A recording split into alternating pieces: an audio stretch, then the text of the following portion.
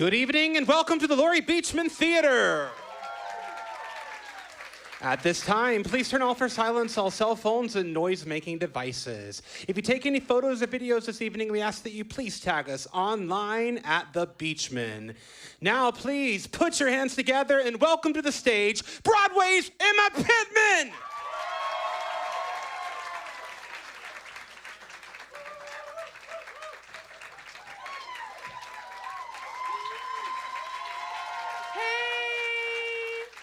They told me to come through the center because it looked cool. Did it look cool?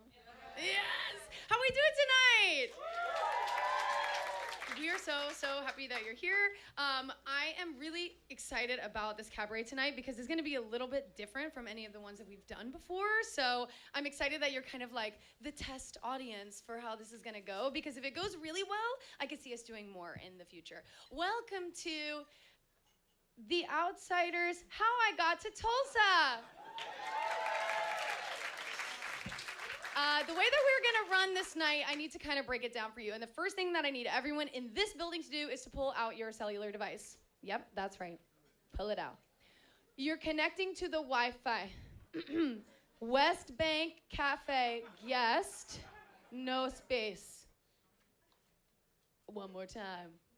West Bank Cafe, guest, no space. And there should not be a password. Now I know you're like, girl, why are we connecting to the Wi-Fi? Because if you flip over your playbill, you will see there is a QR code. Yes, QR code. That QR code is going to be your access to the performers on the stage tonight. The way that this night is going to work is we're going to have people come up, sing a song, and tell you a little bit about how they got to Tulsa. And then after we have that initial conversation about what the song means or how exactly they got there, we're going to open up the floor to you all.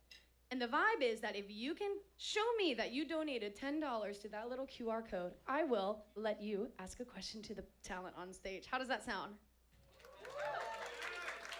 You're not really into it. Okay, I understand. I understand. How does that sound? Amazing. Okay, now I did not think about my friends on the live stream. Can we give a round of applause to everybody who's on the live stream right now? Go live stream, go live stream.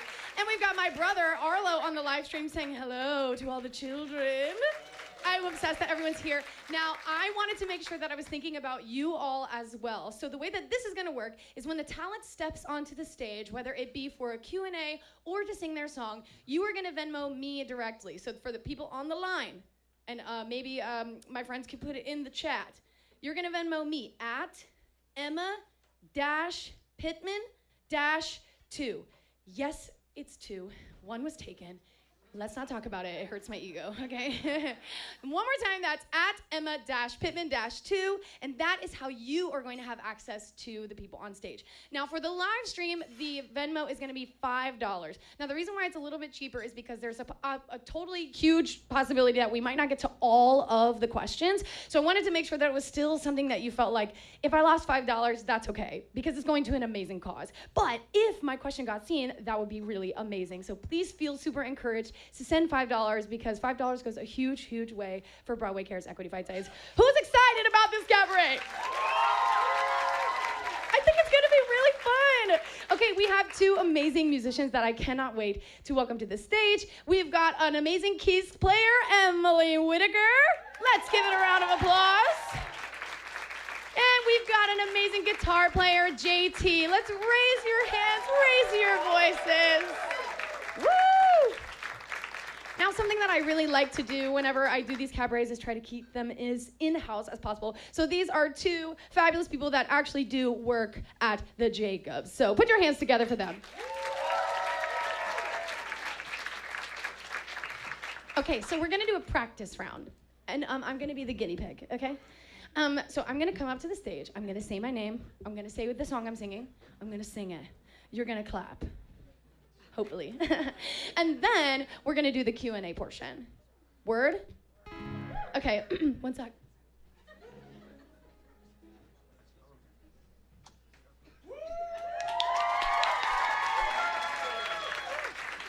Hey everyone, thank you so much for coming out tonight. My name is Emma Pittman and I'll be singing Jolene.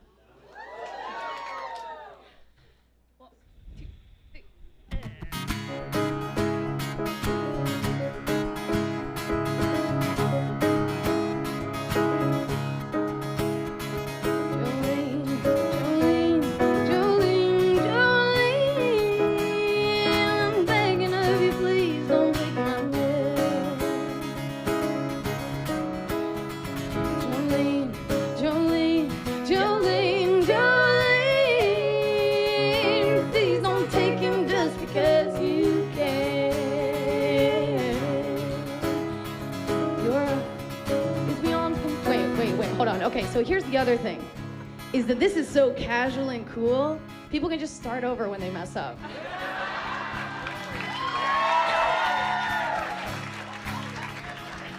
Here we go. Jolene, Jolene, Jolene, Jolene, I'm begging of you, please don't take my man. Jolene, Jolene, Jolene, Jolene, please don't take him just because you can. Your beauty is beyond compare with flame locks of auburn hair and ivory skin and eyes of emerald green. Your smile is like a breath of spring, your voice is soft as summer rain, and I cannot compete with you, Jolene. He talks about you in his sleep, there's nothing I can do to keep from crying when he calls your name, Jolene. Now I can easily understand how you could easily take my man, but you don't know what it means to me, Jolene. Jolene, Jolene, Jolene, Jolene, I'm begging of you, please don't take my man. Oh, Jolene, Jolene, Jolene, Jolene, please don't take him just because you can. You can have your choice of men, but I could never love again. He's the only one for me, Jolene. I had to have this talk with you. My happiness depends on you and whatever you decide to do, Jolene. Jolene, Jolene, Jolene, Jolene, I'm begging of you, please don't take my man. Jolene, Jolene, Jolene, Jolene, please don't take him even though you can. Jolene, Jolene.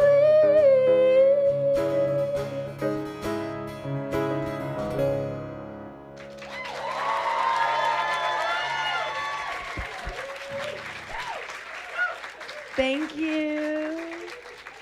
Thank you. Okay, now, in a real life situation, it's not gonna be me, right? Okay, so I would come on stage and be like, oh my God, Emma, you slayed that song. Thanks, girl. Besides the beginning, remember that? No one remembers it. Please, it's totally fine. Listen, they loved it. So why did you choose that song? Well, Emma, thank you for asking. You look amazing, by the way. I chose that song because that was actually the first song I ever recorded on tape and sent to The Outsiders for an audition. It was 2019. I had no representation and no business to be emailing outsiderscasting@gmail.com.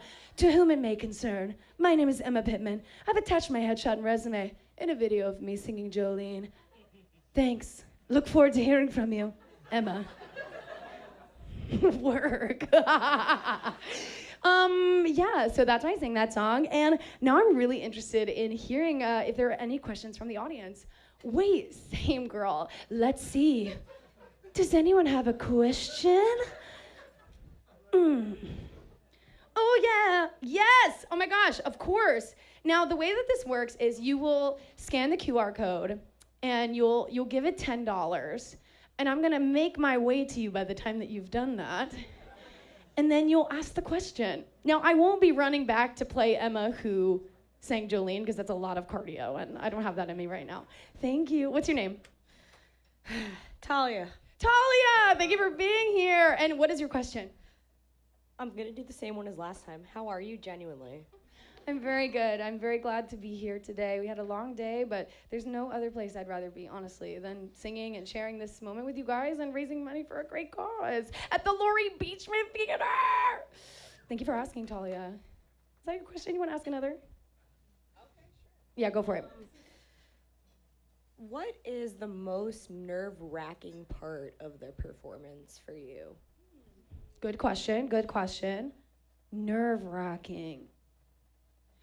You know, I think it's starting in the drive-in. We're sitting in the car, me and Bob, we're in the car by the time that the scene is happening before us, so it's very quiet. So we have a lot of time to think and a lot of time to ruminate on whatever our day has been and however we got there. So there is times where that can be a little nerve-wracking because you're like, well, you gotta lock in now, girl, because you're in the car. But I would say that's probably that can be the most nerve-wracking part. Thank you, Talia. Does anyone else have any questions? Yes, over there. Can't wait to see the QR code $10 donation by the time I get there. La la la la la, hey. Thank you so much. Okay, what's your name? I'm Charlotte. Hi, Charlotte. Okay, what's your question? What's your favorite audition process that you've been through? That's a great question. It would be this one. Yes, thank you, Outsiders.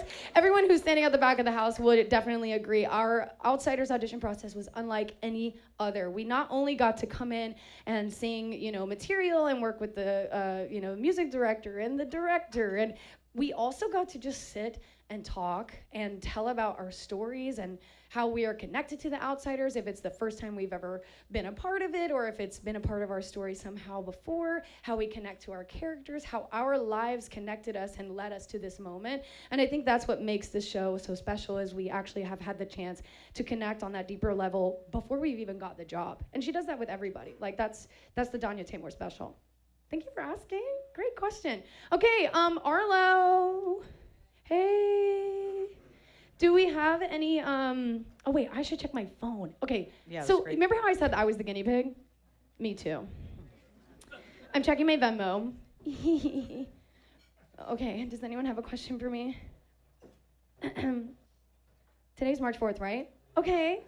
Oh, right, and you know what? I should have said that when you Venmo me, if you could put the question in the Venmo, that would be helpful. Don't worry, I covered that for you. I was like, that was my bad.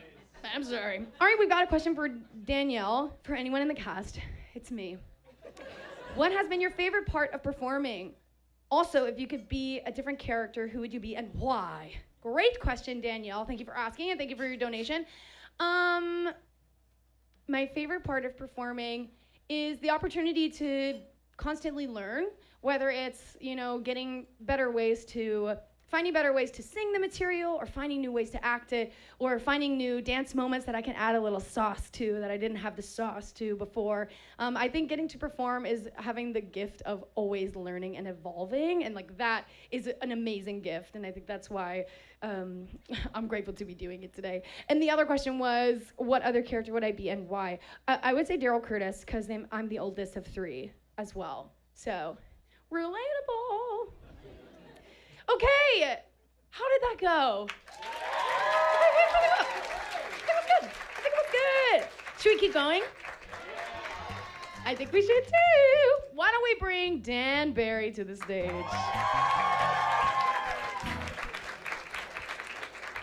You ready to boot, scoot, and boogie? Yeah. Get you one of them microphones. You can take it down there if you want. You can take the stand too, if you want. All right. All right, everybody. Grab a music stand. You want to what? Yeah. Oh, Lord. As graceful as your mess up was, I don't want to have one. So I'm going to read off my phone. Never be afraid to fail. How we doing?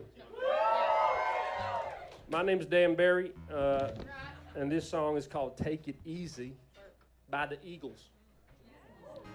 Let's hit it. Woo! Shout out JT on the guitar. Hell yeah. And Emily on the keys.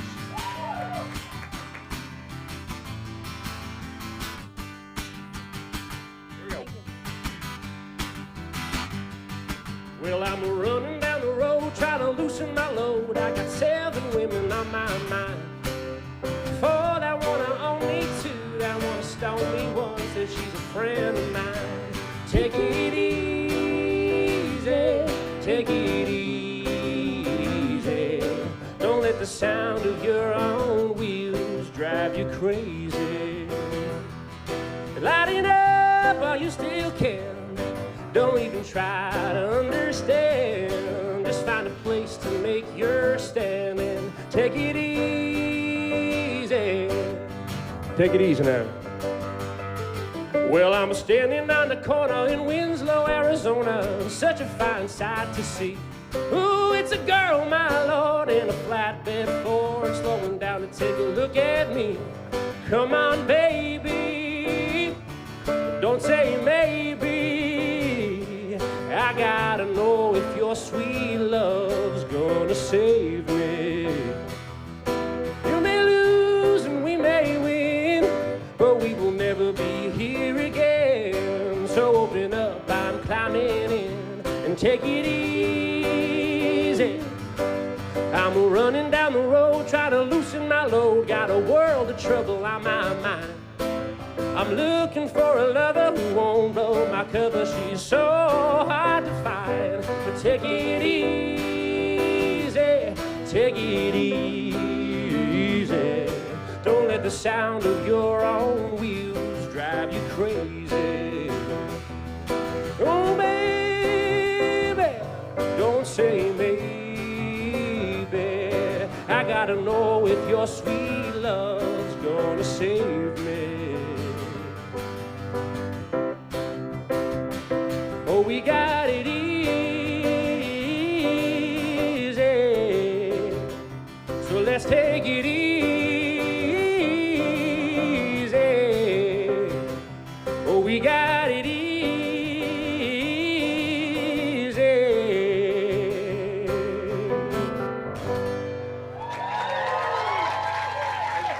Thank you very much. Oh, Dan. Gorgeous work. Why don't you grab that little stool? Yes, brother. You didn't know there were going to be chairs, did you? What? Now, Daniel, Yeah. why did you choose that song tonight? It's a great question. Thank you for that. I wanted to find a song that had some country in it, and I like the Eagles, and I saw that song. And I didn't audition with a song. I just sang from the show. So just picked this one on a whim. But I love that. Yeah, I love the Eagles. Big Eagles fan. So there you go. Could you explain a little bit about what you mean you just sang from the show for the people who may not understand what that means? Yeah. If you're auditioning for a show, sometimes they tell you to bring in a song that's like it, and then sometimes they're like, skip all that and let's just see if you can do what's on the page. So that's what I do normally. It's great. They know whether you're the fit or not right away. Well, yes. So yeah. All right, let's take it to the house out here. Y'all got any questions? Any questions? This is Dan Barry, everybody, who is taking over the can role ask of where my Daryl hat was Curtis. from. What was that? Amazon. Don't be shy. Anybody? Oh, yes, Talia. You're an angel. Talia. I'm coming to you because I got to get my steps in. All right, Talia, tell me what you're thinking. All right. First of all, that was really fucking impressive. Excuse my language. Thank you. But thank you. Someone sees it. Thank you. how is it playing basically like every principal role on stage? I don't know how you do it. Normally it's not too hard. Sometimes I mess up lines. I'm famous for that. It's great. It's really rewarding. I think being able to play Socias and Greasers, you get to really understand the show in a different way. I'm excited, though, to just be one guy and not have to worry about everything. But it's a lot of fun, and it keeps you on your toes, keeps you thinking. And, I think I've learned so much about this show, and I feel like I know this show deeper than some people who play one role, maybe, and I just get to see kind of the whole world, so it's nice. Good question. Thank you, Talia. Now, we do have a question from the chat. Shout out to the chat. Lindsay says, Dan, what was the process of going from Paul to now Daryl? More rehearsal. Well, yes. No, I mean, I think this is the biggest takeaway. I guess just like when you show up and you do your job, and that's kind of what it takes. You just kind of keep doing it, showing up day in, day out, even when you don't want to, and someone was nice enough to give me a chance, so I'm moving up. So yeah, that's kind of beautiful. all I got. Okay, I have another question from the chat. This is from May Macy. They said, are you going to miss playing Paul and Soda? So bad. Not Soda as much, but Paul. Oh, Because he's my baby, you know. I made my debut with him. So even though he's small, but he's mighty, you know, That's and great. I have a lot of love for him. So I'm gonna miss taking it easy. Take it. The name of the song. Shout out JT, guys. The name of the song. Wow, that's really good. Are there any more questions out in the house here? Yes. Look, can't wait to see your donation when I get to you. Slay. Hey, girl. Are you, yes, you're the best. Boom. Locked in. Okay. Are you asking the question or is she? Okay. What's your name? Jessica. Hi, Jessica. Now, what's your question? So my general question is, once you got the yes for being in the show, what was your initial thought and who did you tell? Great question. Yeah, I got the call from my agent, started cursing up a storm.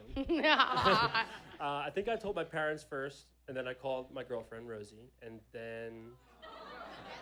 Yeah. Oh, yeah, congrats, Rosie. And then, yeah, just everyone else kind of found out sporadically. But yeah, my family for sure, first ones. That's so exciting. Yeah. Do you have a favorite reaction from your family? My parents are weird people. So if they're watching. Sorry, parents. They didn't understand what it really meant. They were like, "Oh, cool. So what?" And I was like, "That's valid. I have no idea either." No, 100%. Like, yeah. So I don't know. Just having to kind of explain what it all meant to them was kind of fun. Are there any more questions in the house before we move on? Yes. Can't wait to see your QR code donation. Amazing. What's your name?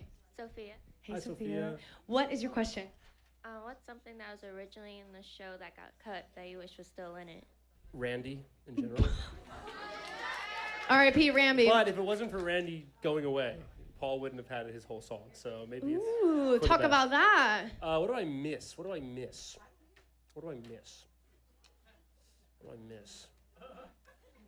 There was an extended Rumble section where Paul got punched again by Daryl, and then he got Daryl would step over him, go on his back and jump over him, and that was kind of cool. That is kind of cool. You do get the chance to do that with 2-Bit a little bit. A little bit. Yeah. But not as fun. Same. Not as fun. Not the same. All right, everybody, give Dan a big round of applause. Good job, Dan. You're really good. Okay, now I have to look at my friends in the back. Do we have Corey? Is Corey in the house? That'd be a big fat no. Okay, instead, I'm going to ask my friend Maddie to come up to the stage. Everybody give a big warm welcome to the stage to Miss Maddie. Maddie. And a moment for the coat. Gorgeous. Surprise. I bet you didn't think I was gonna bring other people here. Yeah, get into that. I thought that when I first thought of the idea of how I got to Tulsa, I was really wanting to make sure that we got a little bit of representation from everywhere. Now, I want to make sure that this is very clear. Today we had one show, and most of the crew had a work call that started at 8 a.m. Is that right? Yes. Not me, be easy though. Mm-hmm. The crew had a work call at 8 a.m. Yes. We had a show. And then we had rehearsal after this. And these people still said yes to come and hang out with me and do this cabaret. So I'm grateful for you. Anything for you. Love you. Okay, this is Maddie. Maddie, tell us what you do at the play. Hi, I'm Maddie, like she said. Right. I am the makeup artist at the show, and I also... Oh, okay. Correct. Go ahead, put your hands together. And I also do some of the hair and wig work. That is right. That is the blood right. packs. Oh, not TikTok star. Who said it? What was that? TikTok star. Okay, now while we're yapping a little bit for my friends in the chat, go ahead and send me your Venmo if you see it now. So by the time that we get through a couple of these questions, your questions will be at the top. You know what I'm saying? Okay, Maddie, I want to know, how did you get to Tulsa? Okay.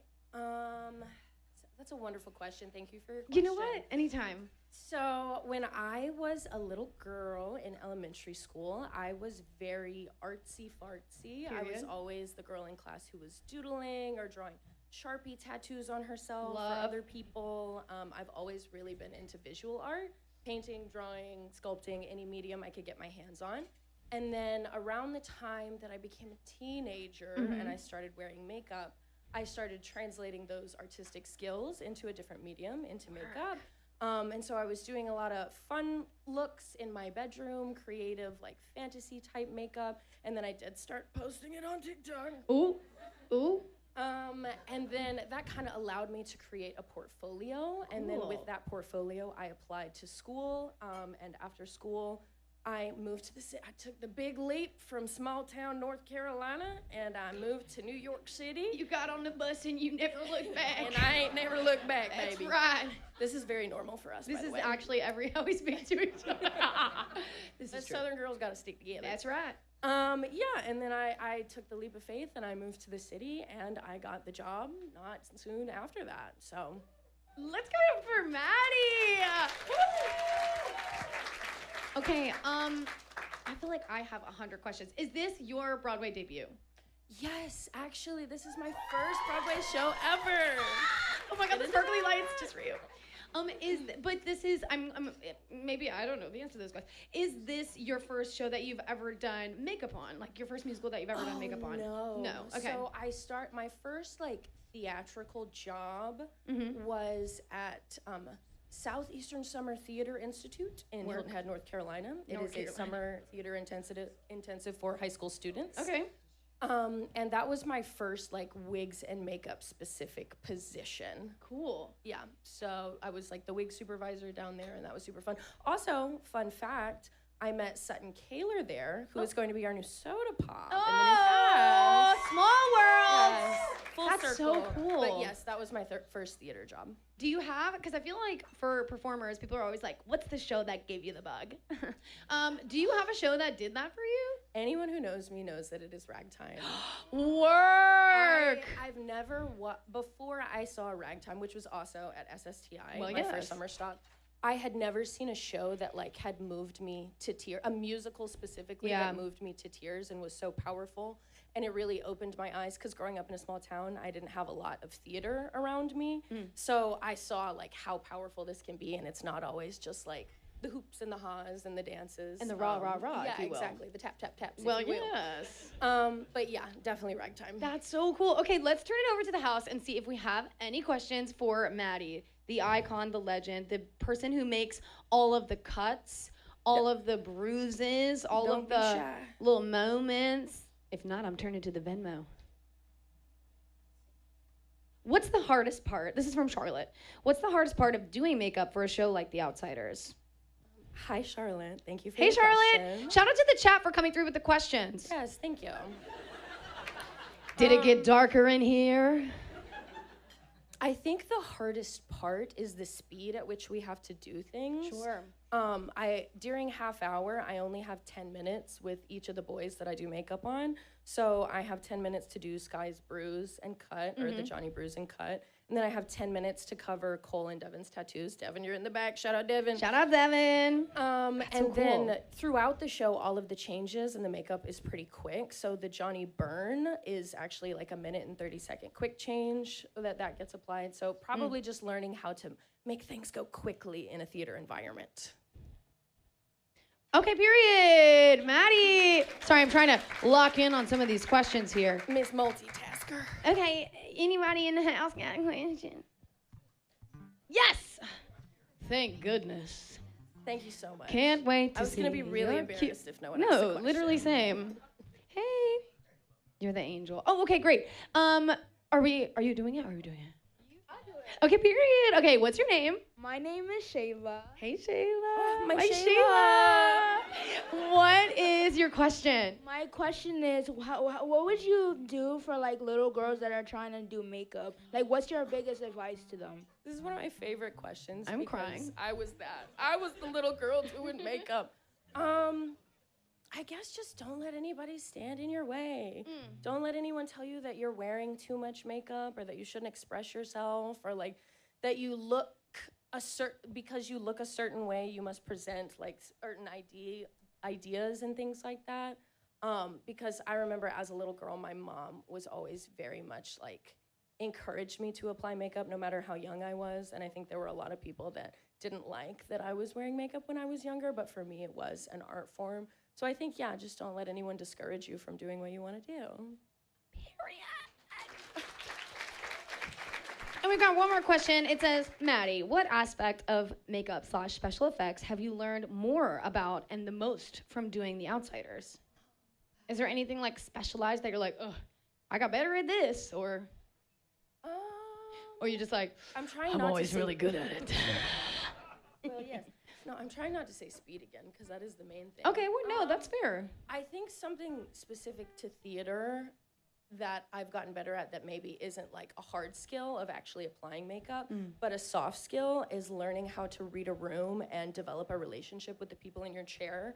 Hair and makeup is like the most intimate sphere you can work with somebody. Totally. It's so their identity, and it's very vulnerable to share that with somebody. Yeah. So just entering a space in a way that like is trust and love, acceptance, yeah, seeing. exactly. You Yeah.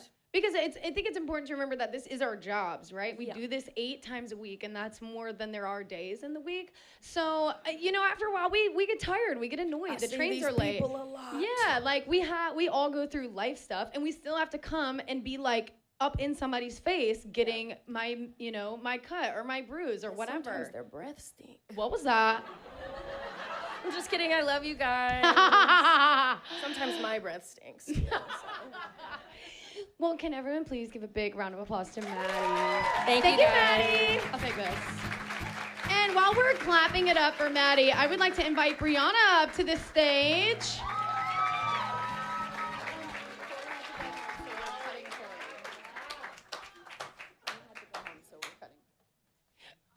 Hey. No, there's no rush. I also didn't say anything else. That's my bad. Hey, I got you this. Would you like a stand? Yeah, that'd be great. I'll give you anything. Anything you want. In this life, in this moment. I'm gonna move some of these chairs out of the way.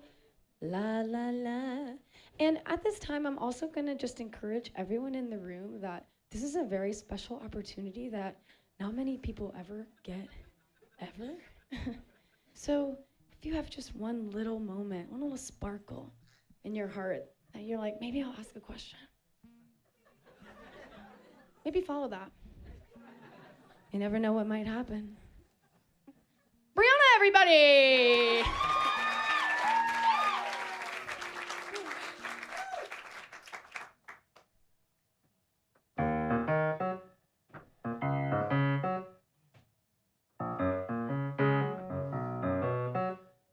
Go ahead, throw your rocks at me from your little glass house, and then you take off running. You know better than me.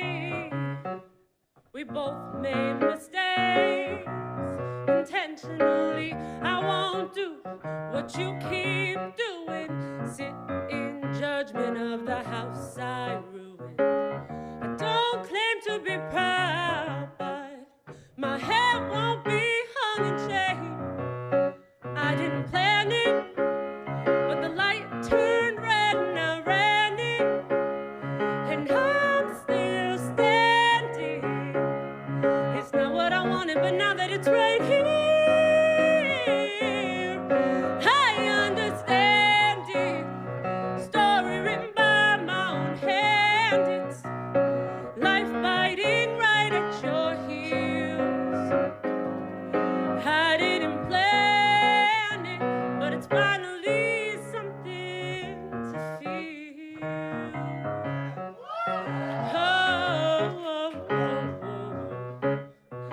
Look around you, ain't no saints here, baby. We're all just looking for a little less crazy. Sometimes it's a hard left turn down a road you never thought you'd see.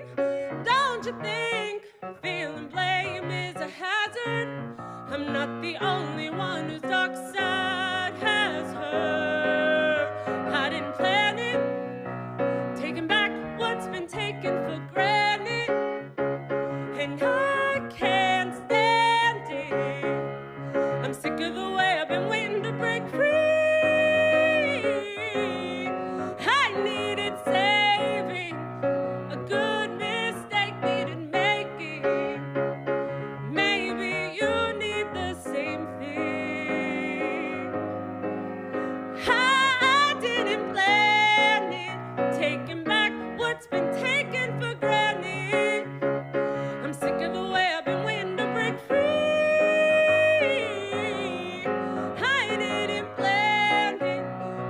finally something to feel.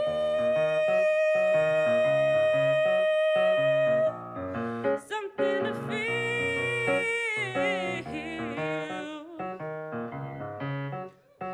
Oh, oh, oh, oh.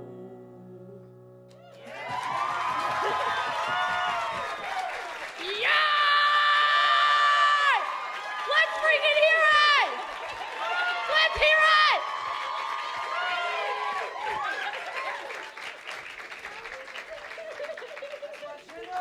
Exactly. Okay, Briana, can you do me a favor and just tell everyone what you do at the Jacobs? I'm gonna watch everyone's reaction. I am the hair and makeup department head for Outsiders on Broadway. And you just sang the shit out of that song. Was that not amazing?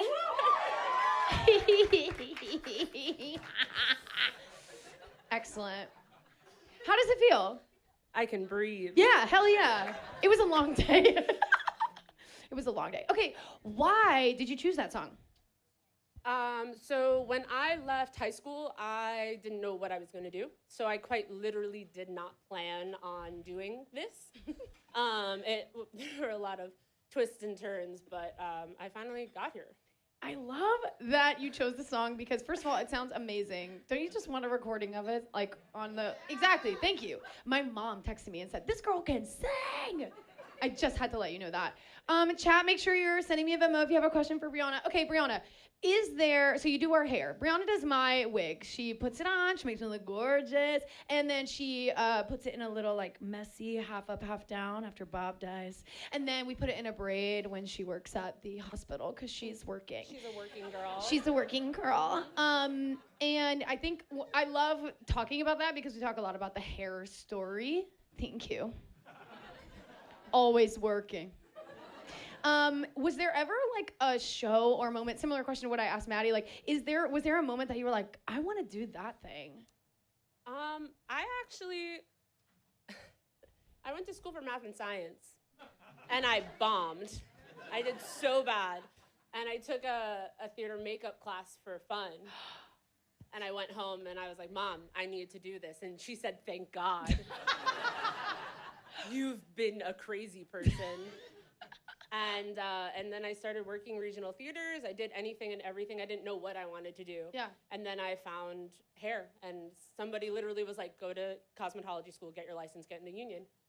And that's what I did. Work. Can you tell the story that you were telling the other day backstage of the first time that you ever like subbed in for someone? The story's crazy. So I had never done theater before, and I got a call from someone based off of like a connection that I made. And they were like, we need you here tomorrow. Like, can you work? And I was like, I don't think I'm your person. I don't know what I'm doing. I do Party City wigs. And they were like, new here. they were like, we don't care. And I was like, great. And I showed up, and they're like, you get 2 shows to train. Usually you get 3 to 4 to train on a Broadway show. And they're like, you get 2. And I was like, great. And so I'm following. I have these notes that mean nothing to me. And I'm following this person around doing these things. And at the end of the show, she's like, how does that feel? Like, do you have any questions? Do you want to do anything? Like, do you need to like go over anything? I was like, no, I need someone just to show me how to put the wig on and pin it. And her eyes literally like cartoon. And then I got one more show with her, and then she abandoned me. And I went home. I had 2 days off. And I went home and I wrote my notes out like 20 times because I was like, I'm gonna be damned if I'm not where I need to be. I might not know how to put a wig on, but I'm gonna be where I need to be. Right. And and after that job, I got on Kinky Boots on Broadway. And she's been working since. I love that story because it's just such a great lesson in like, just do it. Like, just go out there. You might not even be ready yet, but if somebody's gonna have your back and you can put in the work, you can go home and be like, I'll be damned if I don't know what I'm doing, but I'll be in the right place. Like, that is amazing work ethic that can get you onto your next job. Do we have any questions from the house for Briana? Besides a compliment about how amazing her voice sounded, obviously. Anybody? We're talking hair, we're talking wig prep. Everybody in the chat wants to steal your voice. I just want to say that. Ah, chat loves you. Okay, let me check. Let me see what the chat is doing. They're so sweet. Checking my Venmo. Unless somebody in the house hollers at me. Ooh, this is a good one. It's kind of like what we just said, though. This is from Chloe. Any advice for people in their mid-20s who haven't made their professional debut yet? Don't give up. I didn't get on my first show until I was 23. Work. So it's never too late, literally. That. I feel bad. I feel bad. Abby, Abby, your question says, for anyone in the cast, do you guys ever feel? And then it stops. So I feel like you want to say something else, so maybe you can comment on it. They have all of the feelings. I'm like, the answer is, well, yes. All of them. Okay, this one is from Daniel. It says, what is a special moment that happens on stage or backstage that not everyone would notice, but it makes you really happy? There are a lot of, so like you guys get to see all the choreography on stage, right? What you don't get to see is the choreography that happens backstage. Well, yes. There's a lot of bits. There's a lot of social cues. So I'm trying to think, I'm never really around for them. What's your favorite social cue? You have a few. One thing about me is I would call myself the bit queen. Like, I love to make a bit with someone. Do the Johnny handoff. Okay. Everybody hold on. I do this with whoever is doing the stage left props. Usually it's Spencer, sometimes it's Corey, but this is what I do, and I'll explain why after. I'm playing myself, and Briana is playing the props person. All right, here we go.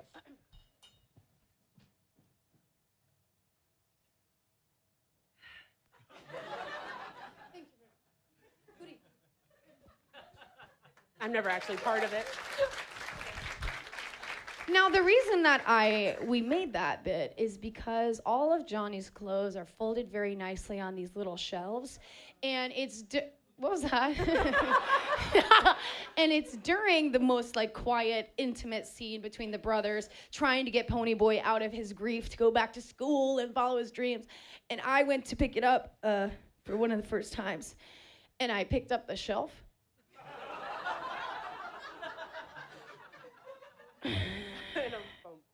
And then it went, ba-bee, ba-bo! And I was like, hey, I don't want to ever touch that again. Can you hand me that? And they were like, all right. And the bit was born. And now, I never make that noise again. All right, any last minute questions from out in the house? Oh, yes! Oh, my God, yeah. Can't wait to see your QR code donation when I get there. Okay, we'll take the memo. Sorry, the QR code's not working. Okay, what's your name? Michaela. Hey, Michaela. What's your question? I was wondering if you would consider doing hair for film and not just stage, or what makes you want to stay with stage? Tell us, Rachel. That's my sister. Hey! Come on, sis. I work, so my union covers TV film, so I've done, my specialty is actually period hair. There's like 5 wigs in our show, so you don't get to see the... Sorry. The scope of my work, but I've worked on a bunch of different TV and film projects. She's always working, okay. Any other questions from the house before I move on? Thank you so much for that question. That was a great question. The limit does not exist, sounds like. I worked on like Marvelous Miss Maisel, Pose. I ran background for West Side Story, the most recent one. Work. A bunch of things I don't actually know what they are. Amazing. Everyone, please give your loudest cheer to Briana. Thank you. I love you. Okay, now welcoming Joah to the stage. Joah. Joah is one of our universal swings, pew, pew, pew, pew, pew, which means he can do this show all over the world. Julie. Here, you can have this one, if you want. Hi, I'm Joah Ditto. I'm going to be singing Another 100 People from Company.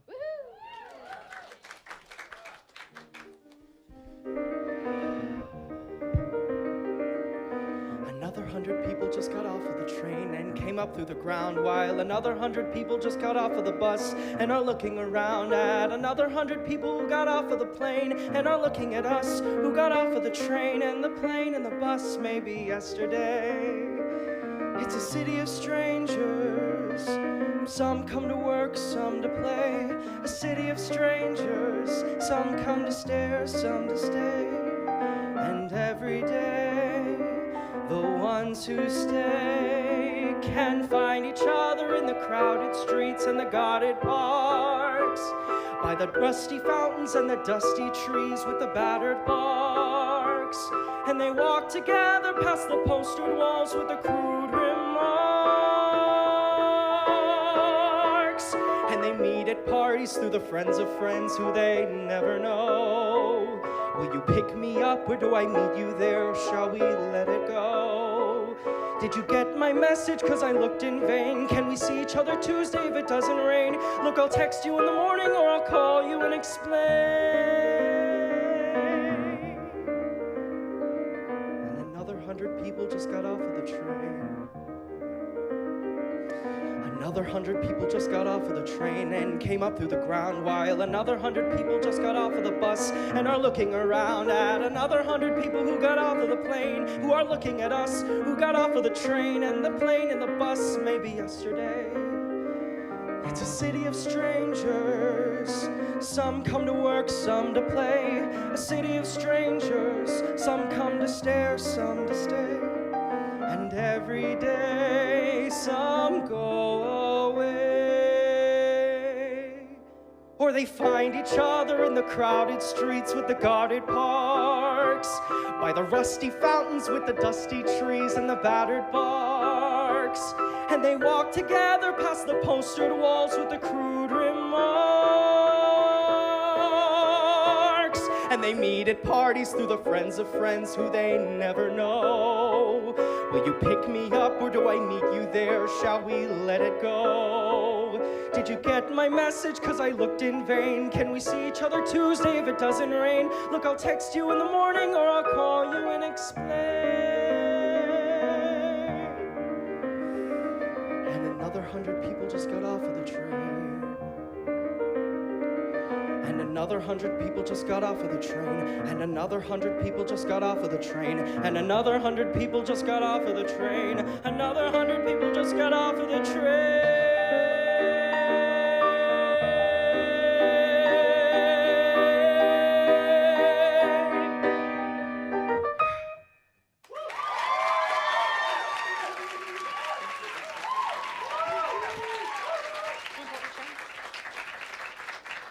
Gorgeous. Now, Joah, please tell us, why did you choose that song? I have to say, this is a crazy backstory for this song. I love company, first and foremost. Same. I love Stephen Sondheim. I actually, about 5 years ago now, 2021, I was touring colleges out in the city, and I was staying over at my sister's place in the, I think she was in the Upper West Side at the time.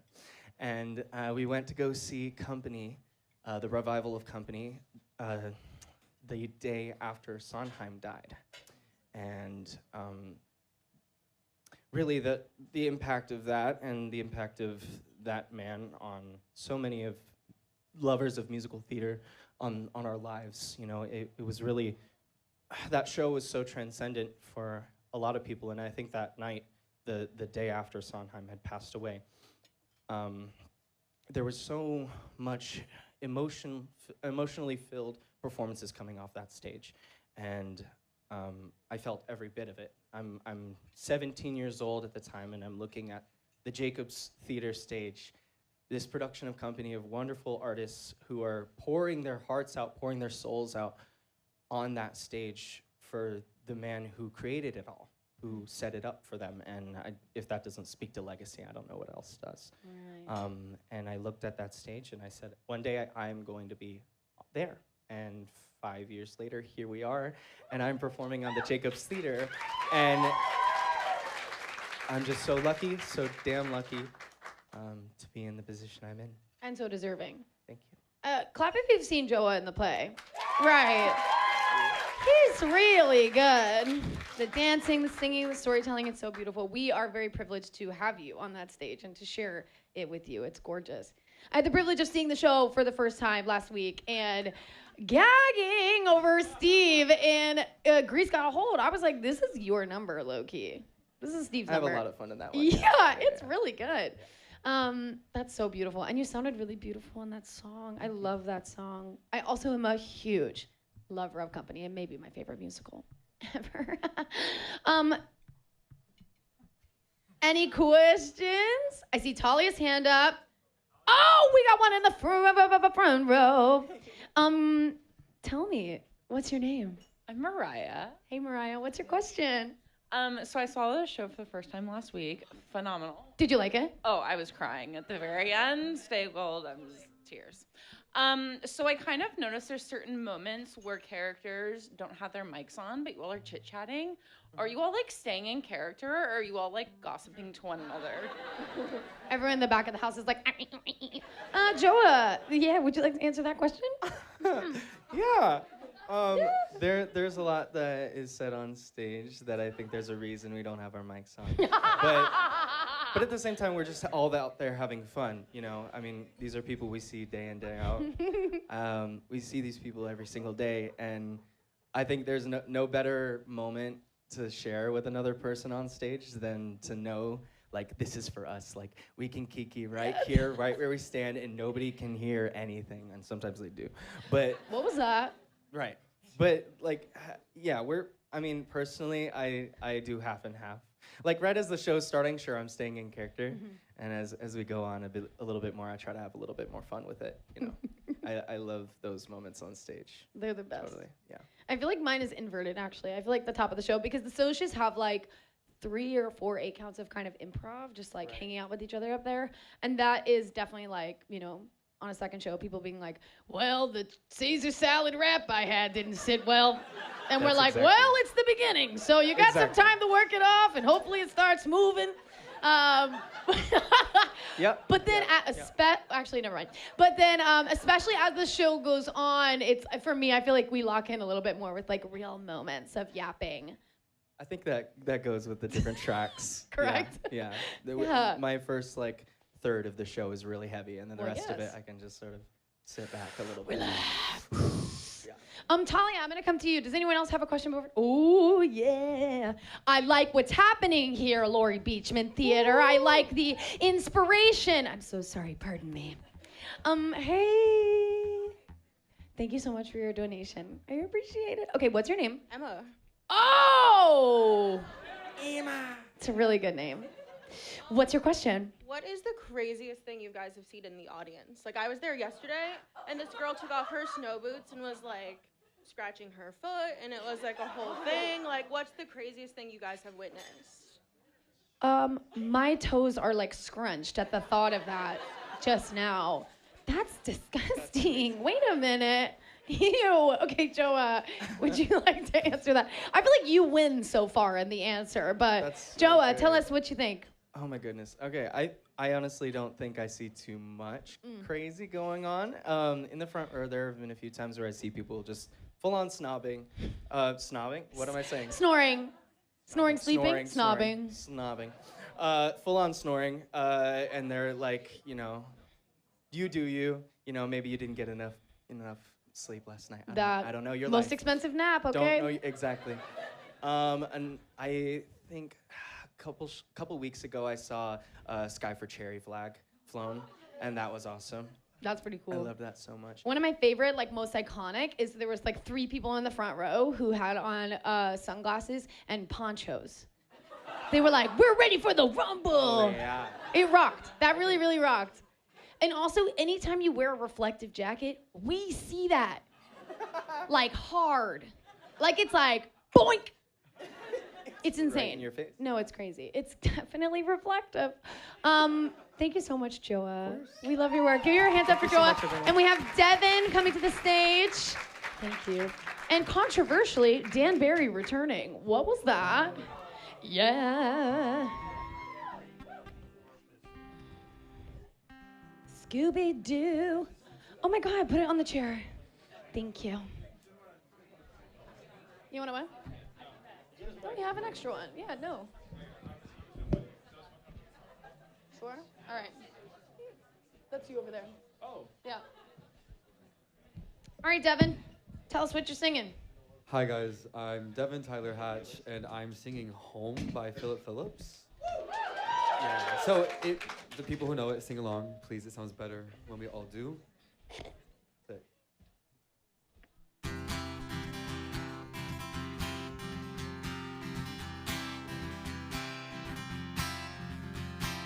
Hold on to me as we go,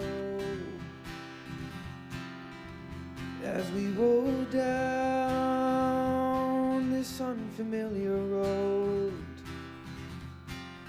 And although this wave is stringing us along, just know you're not alone. I'm gonna make this place your home. Settle down, it'll all be clear. Don't pay no mind to the demons, they fill you with fear.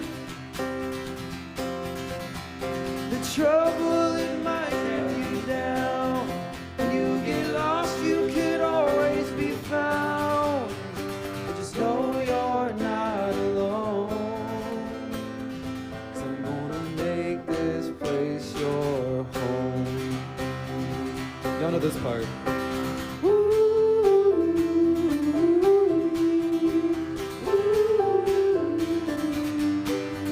Sounds good.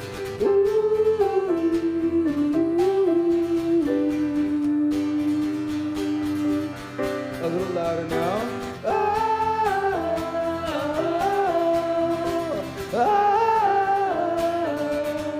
You guys sound great.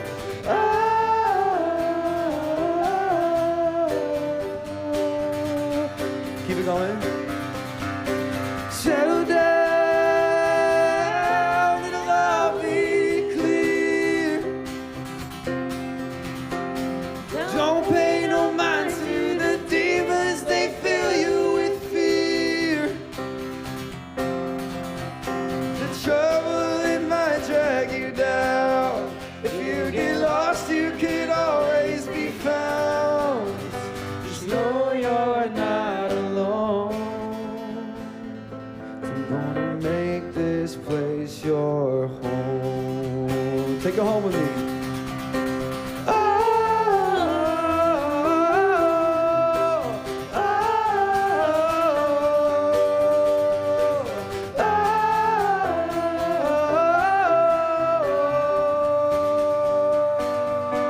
Last time.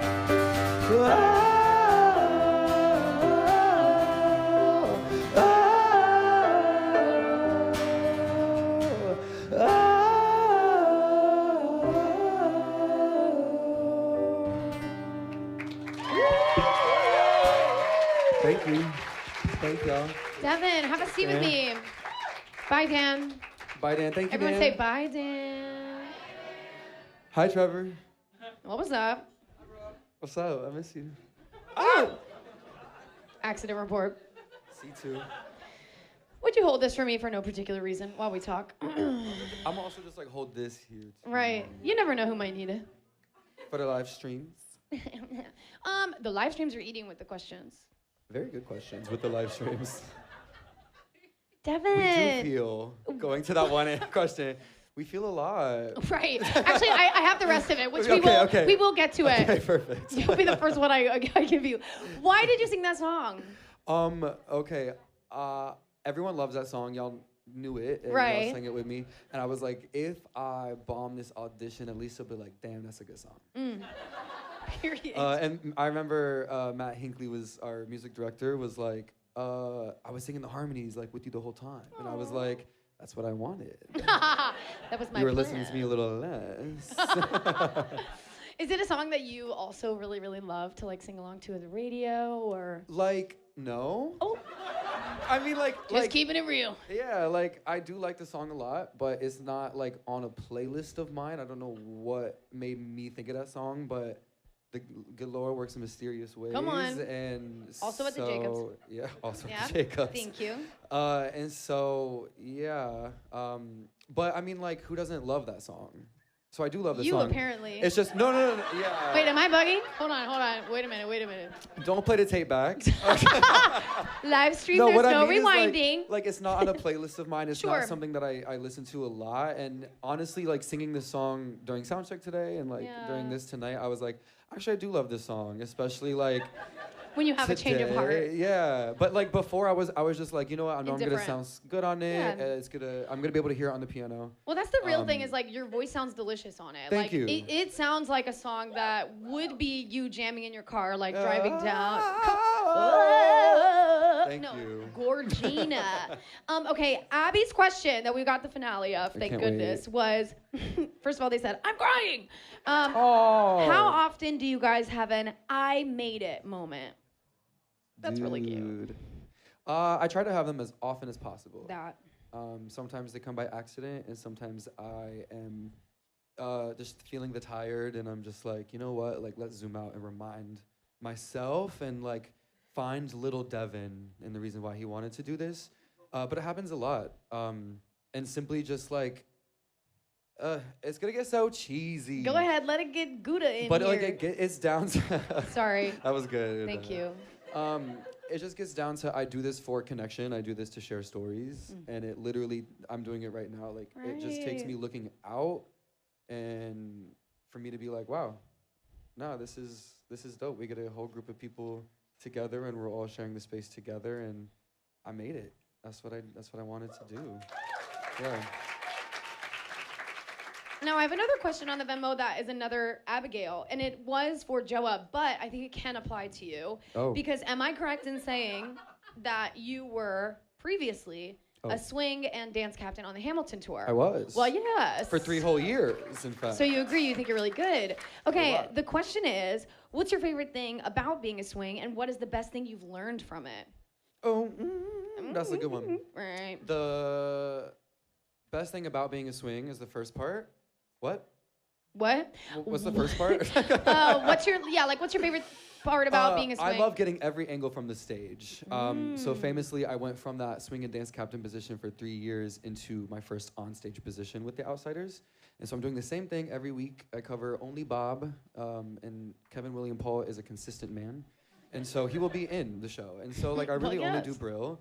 And so I loved getting to see every angle. And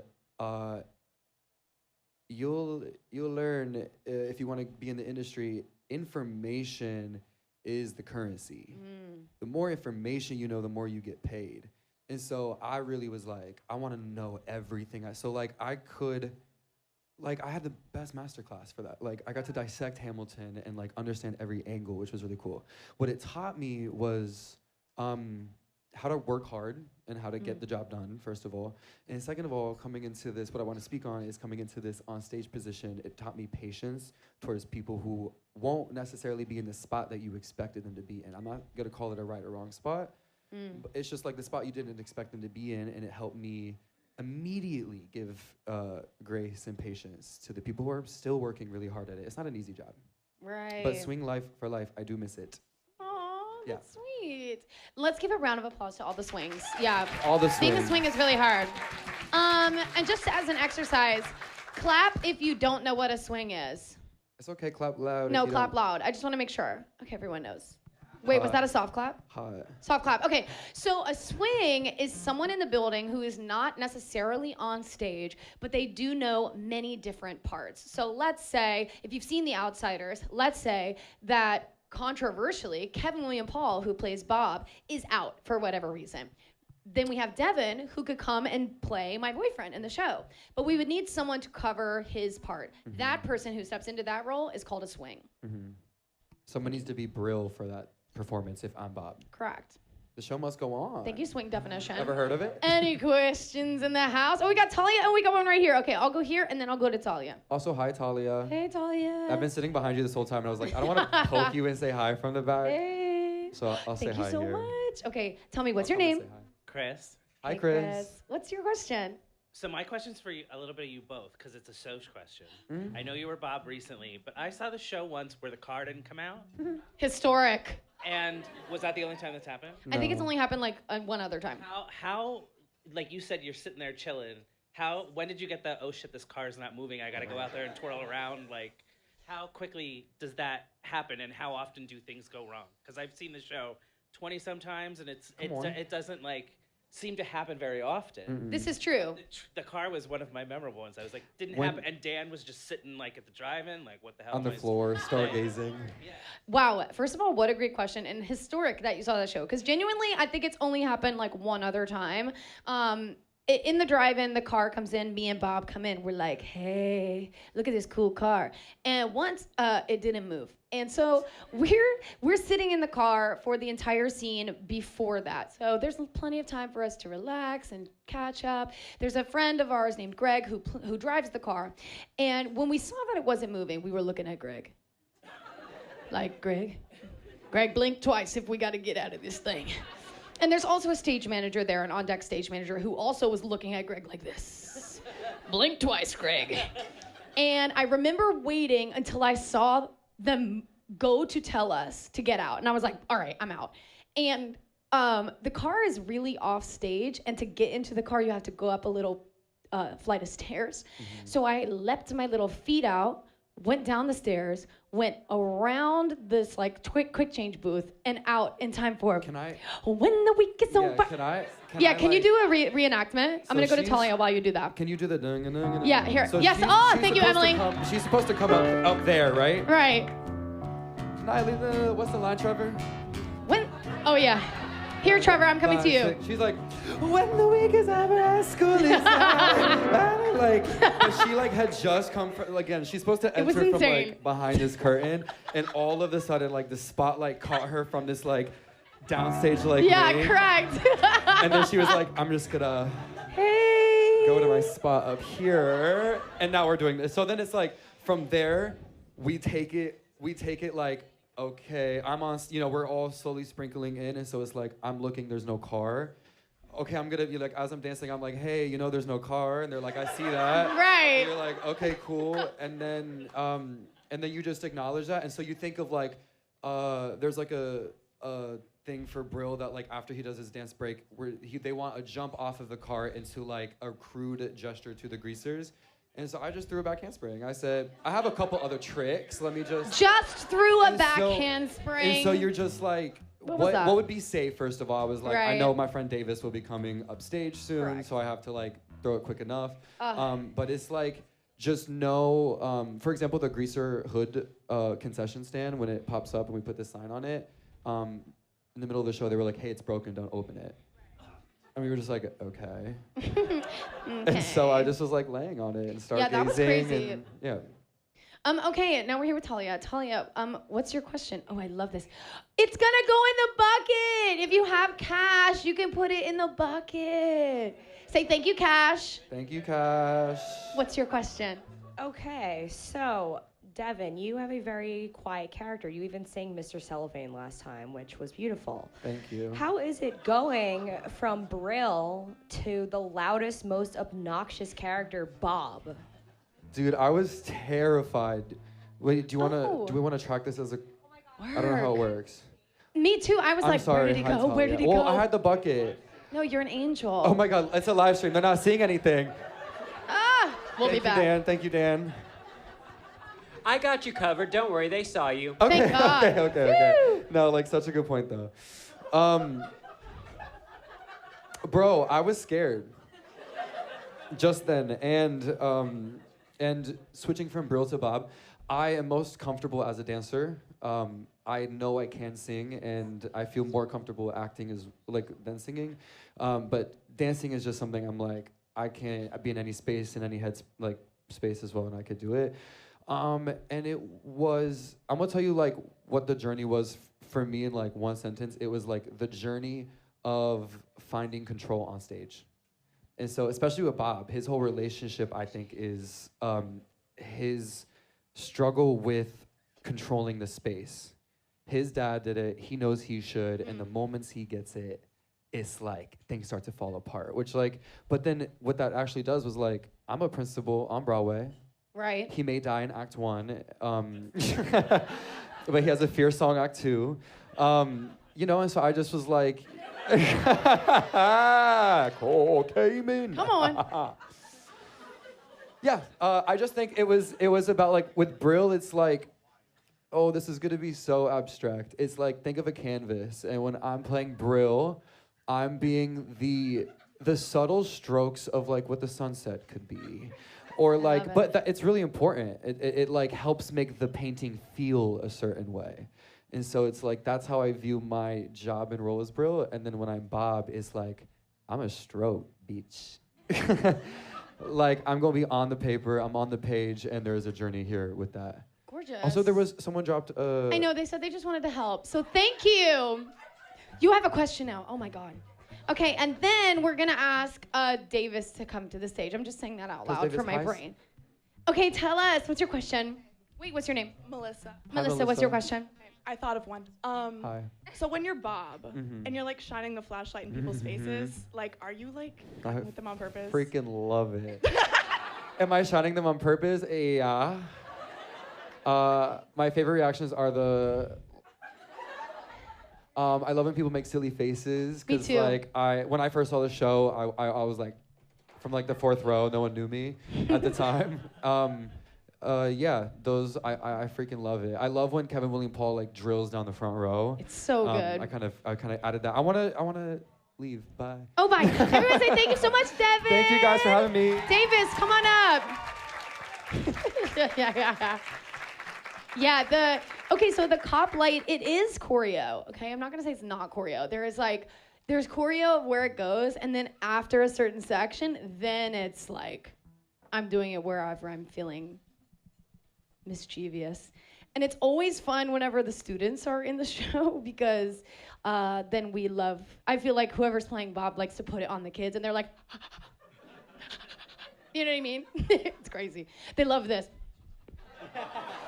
I'm just saying. Davis, tell us what you're singing. How do I do this? What do you mean, Rachel? Wait. Someone broke it. This is the broken one. You can have the green one. I like green. I like turtle. I like turtles. I'm so sorry for that, you guys. I'm Davis. This is Ramblin' Man.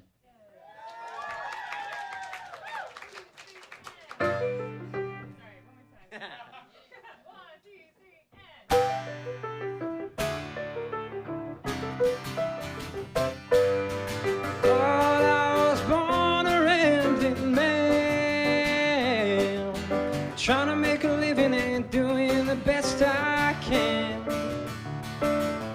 When it's time for leaving, I hope you understand that I was born a rambling man.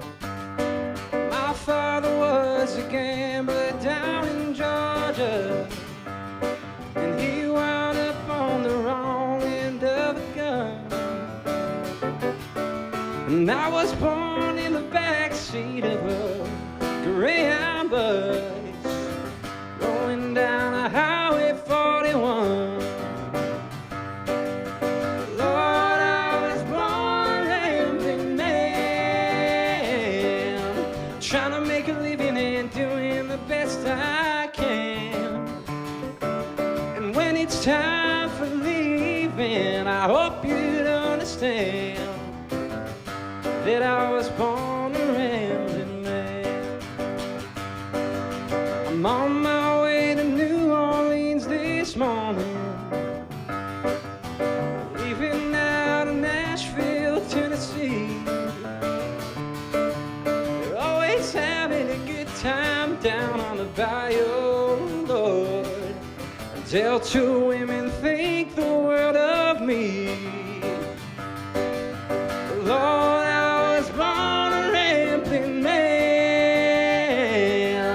trying to make a living and doing the best I can.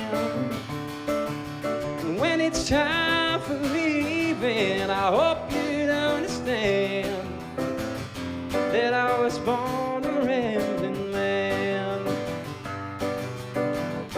That I was born a rambling man.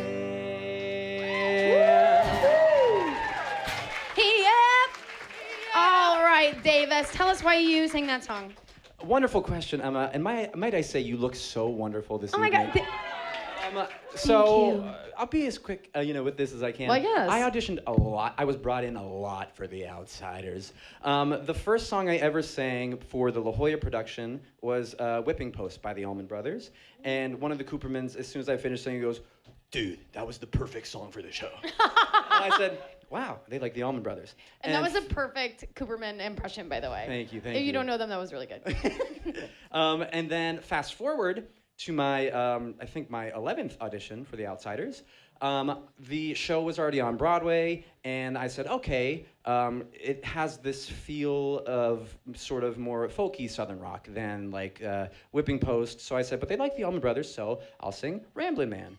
And this is the last song I sang after they had me sing Justice for Tulsa, Thrown in the Towel, Soda's Letter, after all of that. And they said, what did you bring? I said, I brought this. Ah, great story. Okay, we do have a question from the chat already. This is from Ariana. It says, if you could switch lives with any character in the show besides your own for a day, which one would you switch and why? Lives? That's crazy. Definitely not Bob, no offense. Real, yeah. It's gonna be short. Yeah, it's gonna be short. I mean, real life, I feel like you have to pick, I'd want to pick, Trip, right? Because you're like, I'm chilling, right? I got family money. I got oil money. So, if I'm thinking logically, right. I'll say Trip. Thank you. Good answer. Yeah. Good answer. Good answer. Show me Trip. Bing. What is the most difficult? This is a question just for you. Shout out to Charlotte for this question. What was the most difficult part about transitioning from Hadestown and Back to the Future to The Outsiders? Oh. Thank you, resume. Yeah. Missed one. So my first two shows I was a swing. So Hadestown in New York, I was a swing. And then Back to the Future was my first onstage track. But I still covered two roles, and being on stage and covering multiple roles sometimes still feels like you're a swing. Well, yes. But not in the same way where you are switching a lot, but you're not switching the daily, and you're not like, oh gosh, okay, I'm backstage and somebody just hurt their back, so here's my underwear and I got to go on right now. Right. So it feels different, but some of the same things. So the transition was kind of smoother. Yeah. Just because of the swinging really sets you up for success. Knowledge is currency. Do you have any questions out in the house for Davis? Yes, I see one over there. I'm coming with the bucket. But you can also use the QR code. That's totally fine. Hey, wait, was it you guys?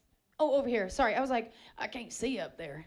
What's your name? My name's Ainsley. Gorgeous name. Ainsley, what's your question? Okay, so on the topic of do you feel, how do you, not necessarily cope, but how do you go into the show knowing that you've had a bad day or had a bad week or something happened? How do you cope with still having to go on stage and be that character that you're playing? Gorgeous question, Ainsley. What I find helps me is that, the thing where people are like, I'm marking today, I'm not trying, blah, blah, blah. Throwing myself, giving 100% of what I have that day helps me get through whatever I'm dealing with in my personal life, right? Because that is also, the difference is that is my personal life and this is my job. So this is my job that they pay me, I have a 401k for, right? That is what I do for a living. And because I'm having a bad day doesn't mean that I just don't get to go in and do my job, right? So really pushing to do the same show, to really give 100% every night and do the same things and be consistent helps me sort of almost distract myself from my personal life so I can do that. Yeah, great job. Everyone say thank you, Davis. Eli, come on up. I was going to say the exact same thing. I feel like when we lock in, when we're not having a good day in the most messed up way, that turns into our best show because we're like really investing ourselves fully in that moment while we're, like you guys sometimes are escaping from your real life to come in and see the show. Yeah. Hey, Eli. What's up? Welcome to the stage. Hey, y'all. You got him? You need help? There you go. Work.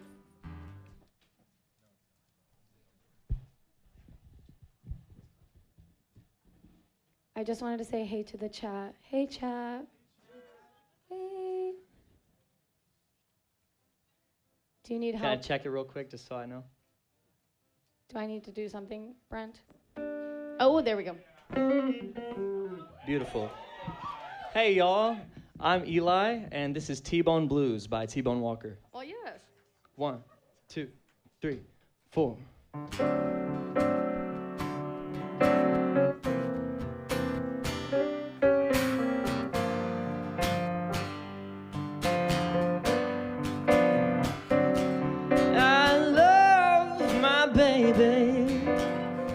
She's so mean to me.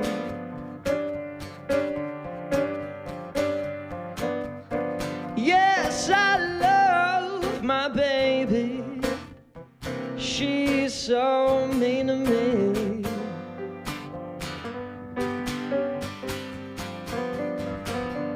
I'm gonna change my way of living, babe, and move across the deep blue sea.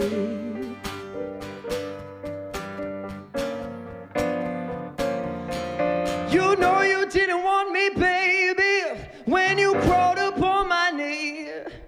You were drinking moonshine whiskey, mama, trying to jive for me. Yes, I love you. Yes, I love you. Oh, I love you. And I don't care what you do.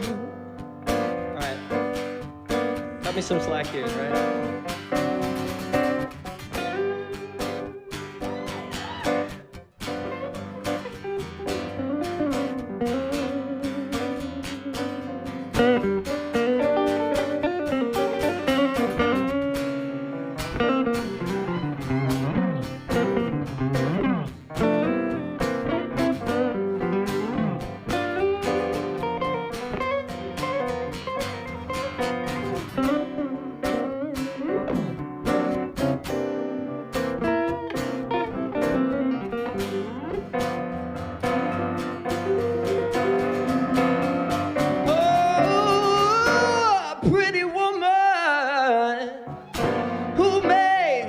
Good man be. Hey, pretty woman, yeah, who may your good man be?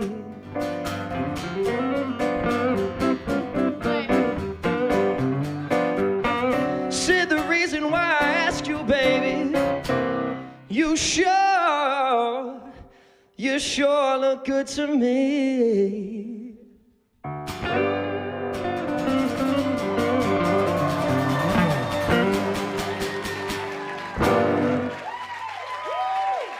Thanks, y'all. Yeah, Eli. Hey, Eli. Hey. Good job. Thank you. Thanks, Hey, y'all. why'd you sing that song? So, it's not a song that probably a lot of you guys know. It's just I grew up on a lot of blues music, and it was like my lifeblood growing up. And basically, when I went to school, how I got to the Outsiders was I had the privilege of getting to take a class with a little-known person who's really into musical theater named Leslie Odom Jr. Never heard of him. And I took a class with him for 10 weeks at my school, and it culminated into like, a cabaret, a sort of this kind of vibe where we sing something that is like close to our hearts musically and like represents us, to our roots, So this is the song that I did, and through that, I guess it inspired Leslie to recommend me for The Outsiders. So then I did this for Leslie, and a couple weeks later, I ended up in the audition room. Woo! That's pretty cool. On a recommendation name basis, I guess. Does anyone have any questions in the house for Eli? Yes? Okay, I'm coming around. I'm bringing the bucket in case you need it. Keep your hands raised so I know where I'm going. Hey. Thank you so much for your donation. What's your name? Kelly. Kelly, what's your question? So it's like a two-parter. First, Okay. what are some of your favorite like little moments to do in the show, like as Pony Boy? And then the other part is, we saw you in 2 shows in like close proximity, and we noticed like some little changes in like what you do. So we were wondering, like how much do you guys talk about the things you're gonna do differently, like you and Sky, or like you and other people, like you guys beforehand are like, are we gonna do this, or yeah? Oh my gosh. I mean, honestly, a lot of it's organic. Like a lot of the little moments, and like it's funny that you bring up the slight differences, like day by day, because like honestly, somebody mentioned earlier, like just giving what you've got, like that day, and like some of that is up to just your heart and your mind and your body, and like what it's willing to give you to give that performance. So I'm kind of answering in a jambled way, but yeah, I think like those moments are also dictated by like what you have that day. So like sometimes during the drive-in scene, like me and Sky will be like having a conversation under our breath while like Dally's hitting on Cherry, which is not allowed. So I definitely just self-reported there. Thank you. Thank you taking a note. And then in the rumble, like, you know, Kevin, William, Paul going, oh my God, when during the roll, like there's a lot of funny moments like that, but yeah. Great question. Okay, we've got another one here. What's your name? Sophie. Sophie, what's your question? So my question is, so like a few years back, you were like, you like won a Schuler, and I'm from Georgia, so I'm like, yeah. Go Georgia. Let's go, Beautiful. Georgia's in the yes, house. Schulers, yes, Georgia. Now you like just like play Pony Boy. So like, what was it like from like going to that to now this? It's surreal. You know, the music feels like the music of the show feels really in tune with like my roots in Georgia. So getting to like live in my bag musically, I think, sort of, and like there are some cultural overlaps there too. So like I really just enjoy living in like sort of like I feel comfortably in myself and the role because I think my roots are pretty closely tied to them. So yeah, Georgia and this show they're both very near and dear to my heart. Okay, I've got one question from the chat here, and it is from, hold on, I'm gonna get it. It's from someone named Lindsay, and they said, Eli, how did you make Pony Boy your own? Gorgeous Good question. With blues riffs. Tulsa 67 I love because I can just like kind of get away with a lot of stuff in there. Musically, I keep going back to like music, but that's pretty much why I do this, you know what I mean? Yeah. And the acting and the story of it, I think I try to just, there's some level of honoring what was built in the show, and also like being able to understand like, okay, my version of Pony Boy is maybe this way because this is how Eli would do something, or this is how Eli would feel about it, which I try to incorporate as best I can. Gorgeous. And we have one more question here. Remind me your name one more time. Right. Just in case you forgot. What's your question? So my friend has never seen the show. What is outing me? Everyone, it's okay. Put your torches down. A lot of spoilers. What is one sentence you would both use to be like, come see this, like this is the plot? Eli? Dan Barry. That's a great answer. I can think of a few other. Jason Schmidt. Emma Pittman. Right. As I'm looking at him like, do you have any other names you want to say? Oh my gosh, Emma, can you help me out with this one? Yeah, I would say. A sentence that would. I mean, it's a story about chosen family and blood family and how they can both be valuable and also really annoying and hard to deal with on a day-to-day basis, especially when you're going through hard things in life.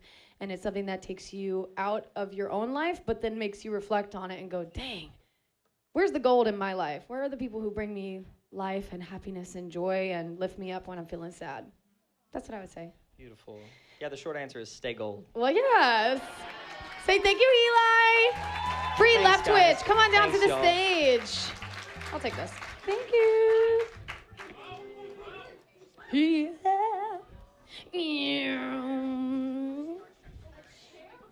But yes, of course.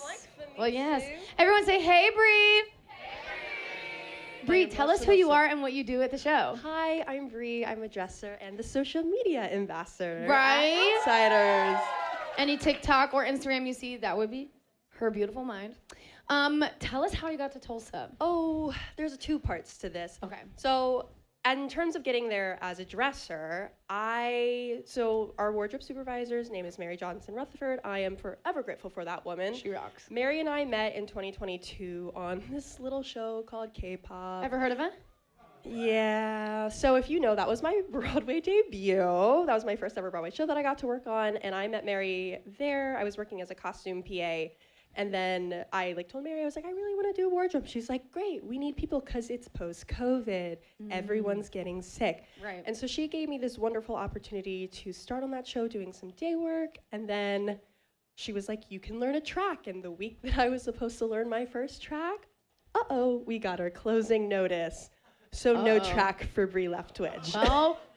But I was really fortunate. Mary really liked my energy, and so she brought me along to her next show, which was Shucked, and so I got to do some swinging over there, very similar to swinging for actors. We have covers for dressers as well, and so I got to do some swinging over there. And then she brought me to Outsiders, and she was like, do you want a full-time job this time? And I said, oh my God, yes. Oh my gosh, you have such a similar story to so many people who came up here. So that's how I got my job as a dresser. And then in terms of social media, working with them, I was running out of content ideas. I started making content back in 2020, and it was a lot of Wicked. She's really good. I love Wicked. And so I kind of was falling out of I don't know what to make. And so I was like, well, I work on The Outsiders. I was like, well, I'm gonna make a stupid little TikTok in my bedroom. And that video went really viral. And so I made a couple more. And then the social media was like, hey, do you want to get paid for this maybe? And I said, sure. Well, yeah. Yes. And now I get to I keep hitting my thing.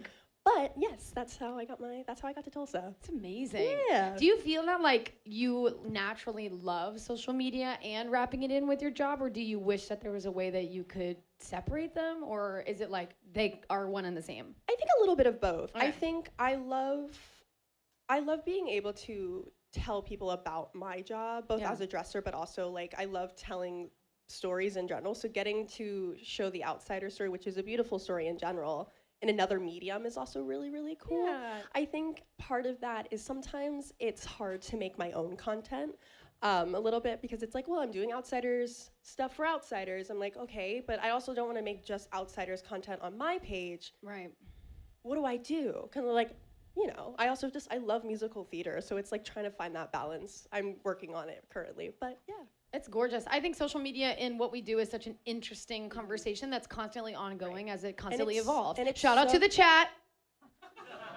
Shout out chat. It's also such a new thing that we're still figuring out how it works in the world of theater. I remember when we first started doing Outsiders, the way social media was working with it. The dressing team, the wardrobe team was wait, how are we?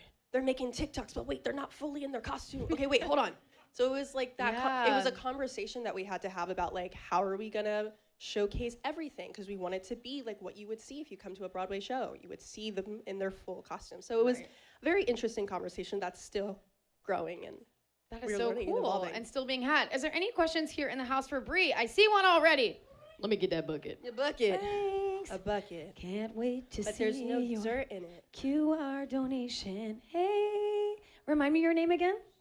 Charlotte. What's your question for Brie? So I know you write plays. Is there any of your favorite plays that you write about, and what's some difficulties with working so many jobs, but also writing at the same time and making costumes? Triggering question. It's a great question. It's so tiring, but I love it. Okay, your first part of the question was hardest part about writing plays. I think it's actually just writing. I mean, finding the time, especially when you do so much. I am very, very organized. I have a planner that never goes anywhere without me, or I never go anywhere without it. There we go. Oh, yeah. yes. And so I literally will write deadlines into my planner of I'm gonna have this number of pages for this project that I'm working on done by this date. So yeah, it's just being organized, especially if you're gonna do a lot, make deadlines for yourself. I try, in terms of making costumes, usually I make them for an event of some kind. So it's oh, I have to have it done by this date, otherwise, like, I'm gonna be naked, which we don't want. Well, yes. Yes, but like, I have a couple projects that I keep hitting myself. You're with doing this. really good. Thank you. Yeah. But I keep hitting. Oh my lord, what am I saying? You're talking about the other projects that you have. Right. Yes, like I'm currently working on Elphaba's cardigan, and that's been sitting in my room. Thank So you. cool. Thank you. And that's been sitting in my room since November. So you know, It happens when it happens. Yes, but like it's one of those things. You just got to know yourself. I know that like writing things down, making lists is very helpful 100%. to keep me organized. So yeah. And I have one more question from the chat. This is from Abigail. As a playwright, what is one piece of advice you would give someone who is interested in writing a play? Just write. You just gotta do it, and know that what you write isn't gonna be the best thing because you have to rewrite it. So be really have grace for yourself and know that like what you're writing isn't the final product. It isn't gonna be perfect, and you have to be comfortable with it not being perfect. Gorgeous. Everybody say thank you, Brie. Thank you so much. Let's get Hailey onto the stage.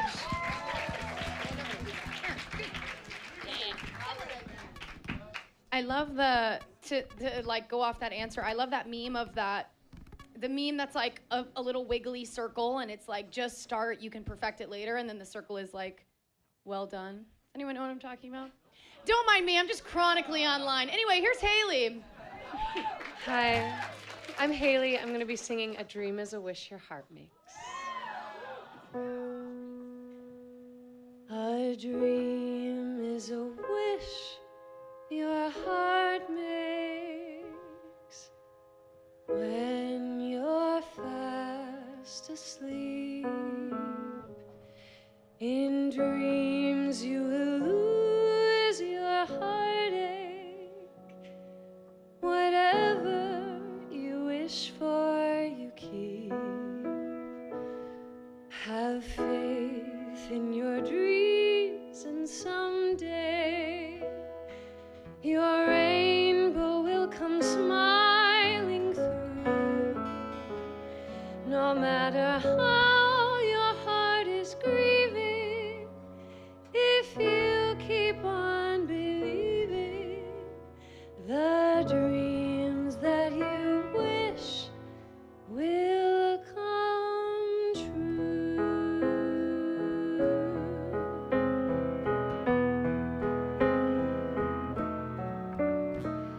A dream is a wish your heart makes when you're fast asleep. In dreams you will lose your heartaches. Whatever you wish for, you keep. Have faith in your dreams, and someday your rainbow will come smiling through. No matter how your heart is grieving, if you keep on believing, the dreams that you wish will come true.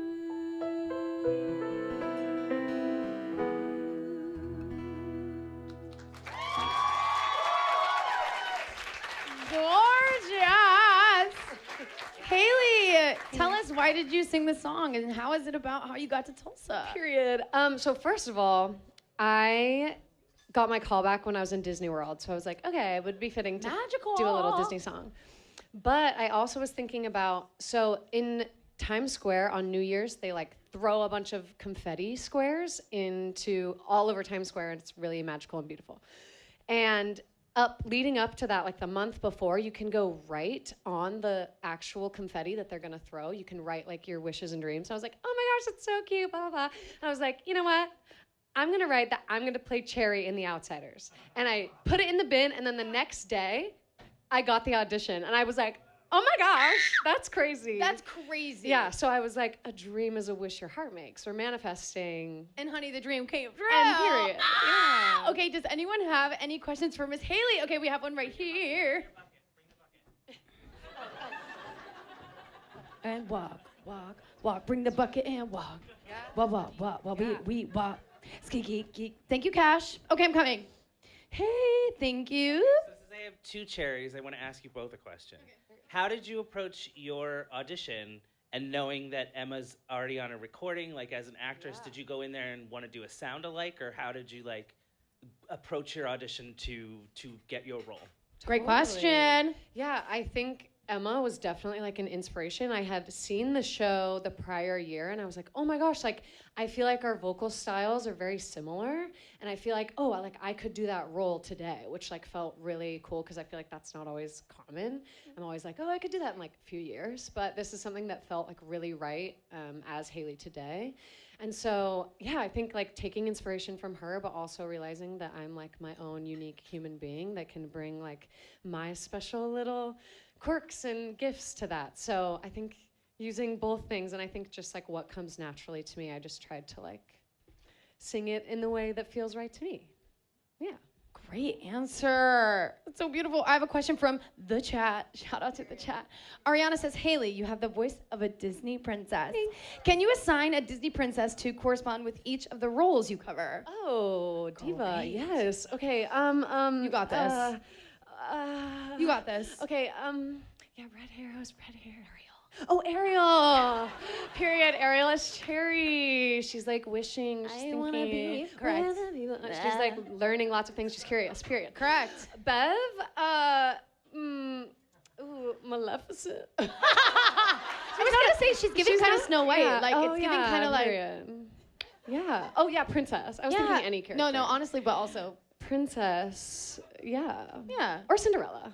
Cinderella. She literally wears Cinderella eyeshadow. Yeah, she's working hard. She's that's right. Period. Okay. And Marsha. I don't remember any Disney princesses that's ever existed. No, literally, I'm like, so anyway, what do you guys think Marsha should be? Chat, put it in the chat. And you know what? That's correct. That's really good. Correct. Really good. Yes. Everyone say thank you, Hailey. Gorgeous. Let's bring Alex up to the stage. Alex Joseph Grayson. Yeah. Come on up, Alex.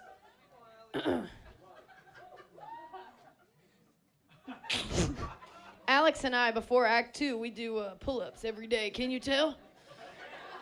Clap in the chat if you can tell. Alex, tell everybody what you're singing. I'm going to sing The Past is Catching Up to Me from The Great Gatsby. Now playing on Broadway. Yeah.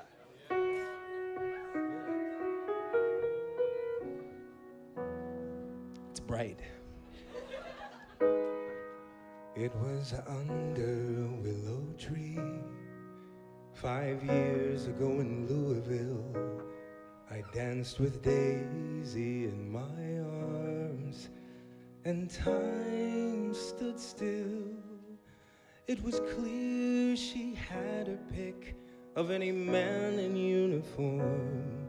She kissed me and swore she'd never stray. But then the world got in the way, fought a war, returned to see another fight in front of me. Now I must remind her of the love she left behind, her words that night, the vow she said back then. I'll help her say again, one party left to throw. How could she say no? We'll go back to that kiss, to that row of willow trees. All the years that we missed will blow away with the breeze. They say you can't relive the past, but you know what I see. Finally, the past is catching up to me. Some will shudder at what I've done, or say that I've crossed a line.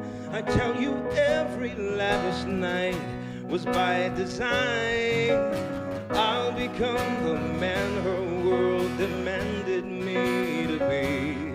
With a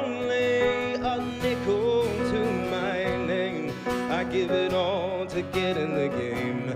Had a past to rectify, made that nickel multiply. Took no time to love her, just to be worthy of her.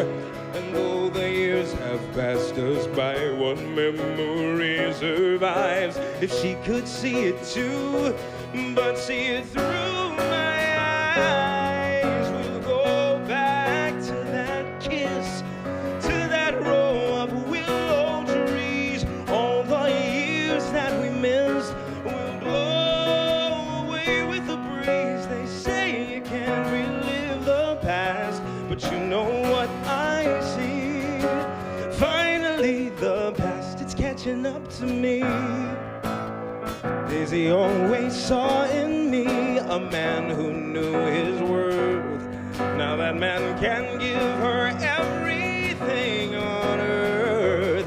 Money can't buy happiness, no sir, but it brings you closer and closer and closer.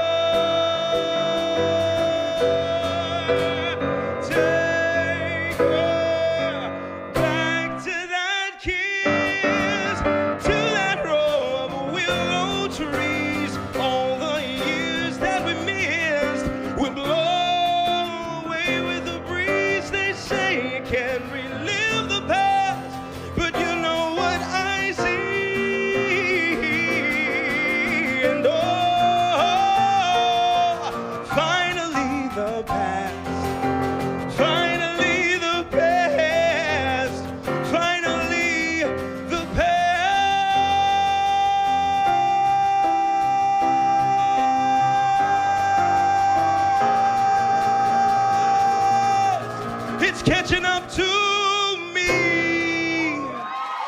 Thank you.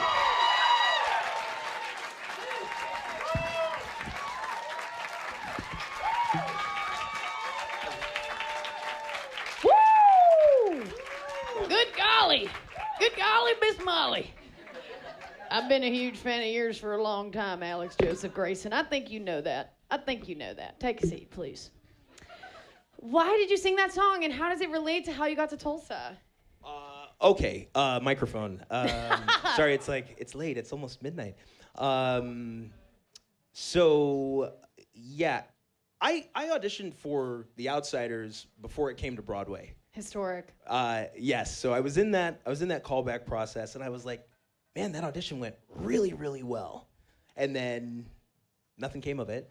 And then I don't know, a few months before I started with all of you, I got back into the audition process, but I was actually in callbacks for The Great Gatsby for the role of Nick Carraway. And another situation where I was like, man, that audition went really well.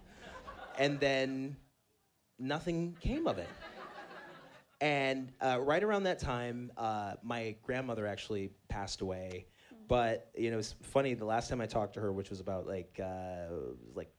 a week and a half before she passed away, I got on the phone with her, and she was like, I'm really proud of you and your theater thing that you're doing. You're doing a really good job, and I just want to let you know. And that was the last time I talked to her. And then she passed, and I'm telling you, within 3 days, I had an offer for The Outsiders and an offer for The Great Gatsby on Broadway. And I realized, this is one of those rare situations. This doesn't happen all the time. Right. But it was one of these rare situations where I was like, oh, wait a minute, what's the move here? Yeah. And this was a show that I just realized the fan base, the love that people have for the fans, yeah. The love for the novel, and the movie, this sort of cross-generational thing with parents and their kids, and the people that love Broadway. There was so much energy around this, and Dally is a great role. It's the juiciest role I've ever played. Nick is a great role too. I mean, he's the narrator, yes. But yeah, I think this was what I was meant to do. I mean, that's why it came around again. Mm-hmm. Yeah, It's been a great year. Yeah, it's been a really great year, and it's We're very almost glad done. to have you. I know. I'm glad to be here. Devastating, but Devastating. no, I think I'm glad that you made this choice, and I'm glad that it led you here, and I'm glad that it led you here tonight because it's such a gift to hear you sing that song and hear this journey, right? Yeah, thank you. Does anybody have any questions out there for Alex? Yeah, we got one right here. Do you need the bucket or you have the QR code? Thank you, QR. Okay. What's your name? Hi, my name is Toby. What's up, Toby? Okay, what's your question for Alex? Firstly, that was amazing. What is your favorite moment as Dally on stage? And also, do you love getting thrown Coke at your shirt every night? No pressure to answer that last one any certain way. My favorite moment as Dally, you know, it's changed over time, but I think it's the moment now that I walk on to meet the two friends after they've sort of been on the run, Johnny and Ponyboy, and we sort of connect, and I give them the letter and everything. Just that moment of reunion and the laughter from the audience. It's one of those rare moments where things kind of get to lighten for a minute. So that's really great, and I love getting Coke thrown at me, and every cherry throws the Coke at a different target. Who else had a question out here? I saw Yeah. another hand. I'm gonna come over there. Do I need the bucket? Trevor Wayne. Nah, it's fine. I see I did. I see I did, baby. Okay, tell me, what's your name? Carrie. All right, Carrie, thank you. Carrie. What is your question? Is there a specific characteristic of Dallas that resonates with you most where you're like, oh, this is so me? Or conversely, is there a characteristic where you're like, oh, this is not me at all, but it's so fun to pretend? Sorry, I don't know if that made sense at all. But yeah, great question. Yeah. So I'm gonna go backwards. I'd say he's a lot tougher than me. I'm not someone who pursues conflict, and Dally is obviously like ready to go to war. But you know, like Dally is the outsider. Dally is someone who I think he challenges the system, he questions the system, and that's 100% me. You know, I'm a military kid. Both my parents are Army vets. We moved around a lot. I've always felt like I've sort of been on the outside of community. Like if somebody asks me, where are you from? Well, I will answer you, well, I was born in Watertown, New York, and I've lived in a lot of places, and I've been part of lots of different communities. So I will say that I relate to Dally in that core way. Gorgeous. Thank you for the answer. question. Yeah. We have another question here. What's your name? Michael. Michael, what's your question? Well, first of all, last year at the miscast, you promised me a solo. I did come to cash in on that. Okay, I'll work on that. I wanted to make sure that you made good. If it wasn't 11:30, I would let you do it, but we'll add it to the next one. We'll add it to the tab, okay? Thank you, tab. Really a comment of gratitude. The book, for me, as a young man, it really, really meant a lot to me. This show has been a bonding moment for my daughter and I. We take the soundtrack, we play it. It's the soundtrack of our lives. We take it everywhere we go. So thank you for what you bring to this. I guess the question is, in expressing gratitude, has there ever been an experience where a fan has expressed gratitude, where it's not just reminded you what you've done, but it may have renewed your passion for what you've done, or it just has been moving in such a way that that's why you do this? Gorgeous question. I'm gonna go cry. Alex, why don't you answer that? You got something? I mean, this is in every show that I've done, especially in New York, in this Broadway space, because I can't keep track. I can't keep track of how many people have come to see shows that I've been in, and especially when I was an understudy. I've been a swing and understudy many times on Broadway, and it always sort of shocked me when I run into someone who's like, "Oh, I saw you in Into the Woods. I saw you as Jack." And like that was like 5 shows that I did in the entire run of that show. So you were at one of those random shows, or Cinderella's father. That happened twice in the entire run. So when people are like, "Yeah, oh my God, I remember that performance was so great," and that night, it reminds me that we all have we have about 2.5 hours to change someone's life. Okay. So, and it's a magical privilege and opportunity. And it's it might be someone's only time coming to New York City, maybe their only time seeing a Broadway show. These tickets are expensive. So I know that, and I've known that for several years now. So it's part of the reason why I try to put as much dignity, as much humanity, and as much excellence as I can into this character every night, because I have 2.5 hours to potentially change someone's life. And I know that that can happen because I hear it all the time. And I don't know in what way their life will change, but you know, sometimes it's the difference between like deciding if someone wants to pursue a career in theater, or you know, like maybe they want to be a writer, maybe they want to be creative, maybe it's giving them the confidence to speak in front of people. I really don't know, but this is a very, very rare opportunity that we have to reach people in a way that, like, it's different if you go to the movies, you know, because there's a real transference when real people are in front of you, and that's not lost on me. Great question. Yeah. Thank you, Alex. Everyone say thank you, Alex. Thank you. 1 second. As we're welcoming our final act of the night, I know, controversial. Let's bring up Cameron and Hailey. Hey. I wanted to say, thank you so much for sharing that about you and your kid. I think that's really special. We actually had today, along with our long day, we actually had a group of kids come to see the show and do a talk back afterwards, and it was a group of kids who have special needs in upstate New York, and they had sent me letters about how the show meant so much to them, and they have little weighted animals, like stuffed animals in their class named Dairy and Soda, and that was one of those moments for me where I was like, okay, well, when you guys come see the show, will you let me know? And that was today, and they loved it, and they loved the rain, and they had the best time. So thank you so much for sharing that. Here's our final act of the night. Before we do it, all of us, we're gonna go upstairs. We're gonna get ready to pose for a picture. And if you'd like to be in that photo with us, you just have to scan the QR code and give us $20. It'll be simple. It'll be chic. You'll pop in. We'll take a pic. You'll get out. If you don't want to do that, it won't hurt our feelings, but we'll appreciate any extra money to this amazing cause. Broadway Cares, Equity Fights AIDS. Thank you all so much for coming tonight. It isn't without you that we can make this happen, but especially it isn't without Emily on the keys.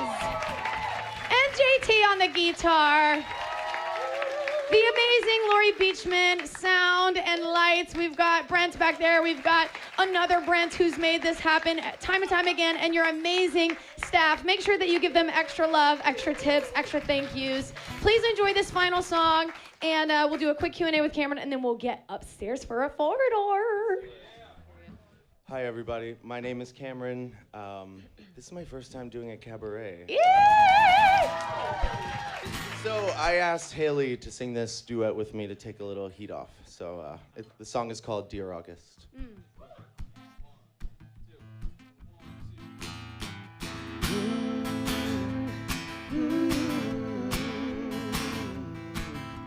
Slowly, once the morning comes so slowly, when I got no one to hold me through the door. Patient, they tell me that love is patient, but it never wants to wait on my drunk heart. So I'll take all of my wasted love and turn it into wine in my cup. Oh, dear August, tell me that there's light at the end of all this starless night. Dear August, please don't let me fall, 'cause I don't know where this road is headed anymore. Fading, now the summer heat is fading. I spend every evening praying for the dawn.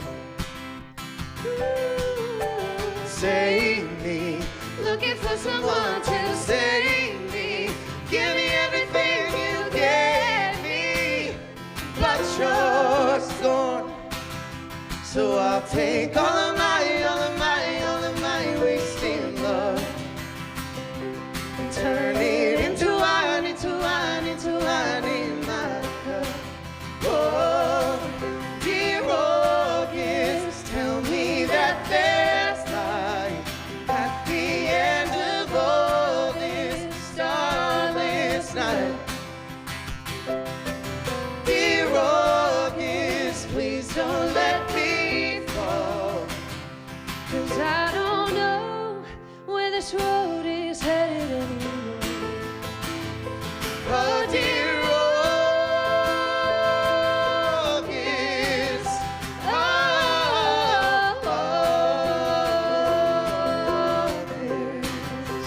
oh, no, dear August,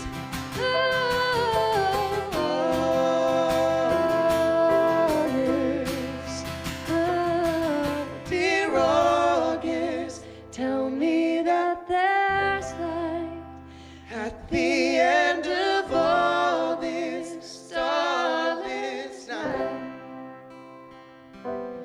Dear August, please don't let me fall, 'cause I don't know where this road is headed anymore.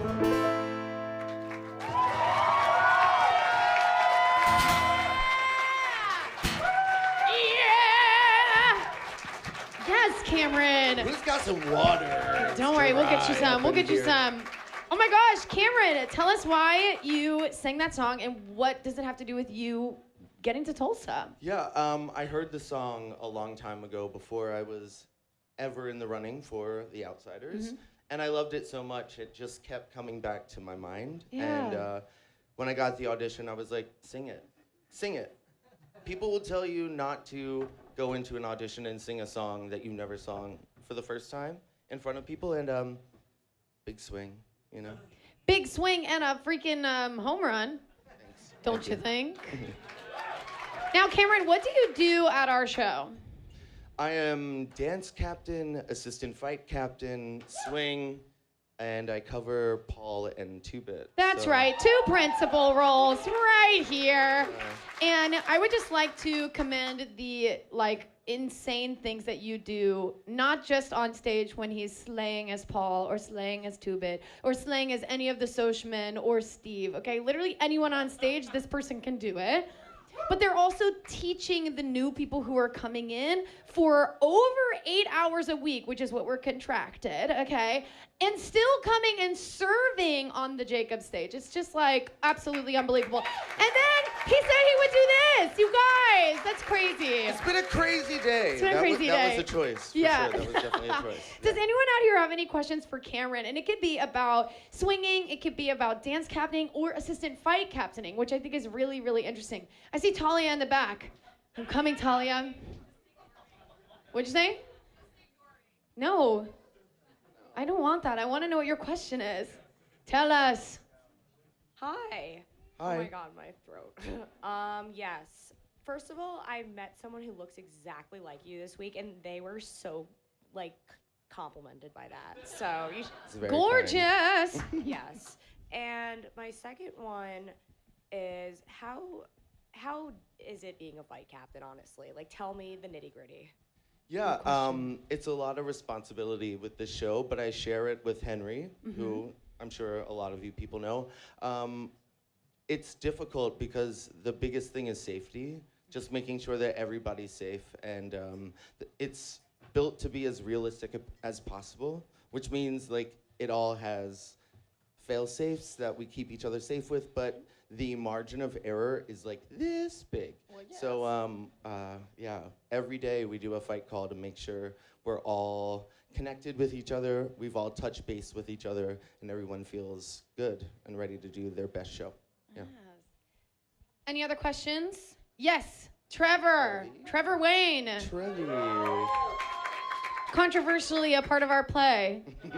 Hey. What's your question? You cover a lot, naturally, and I wanted to know, you know, Paul, Saddle Steve, Two-Bit, a ton of people. R.I.P. Yeah, Yeah. Rep.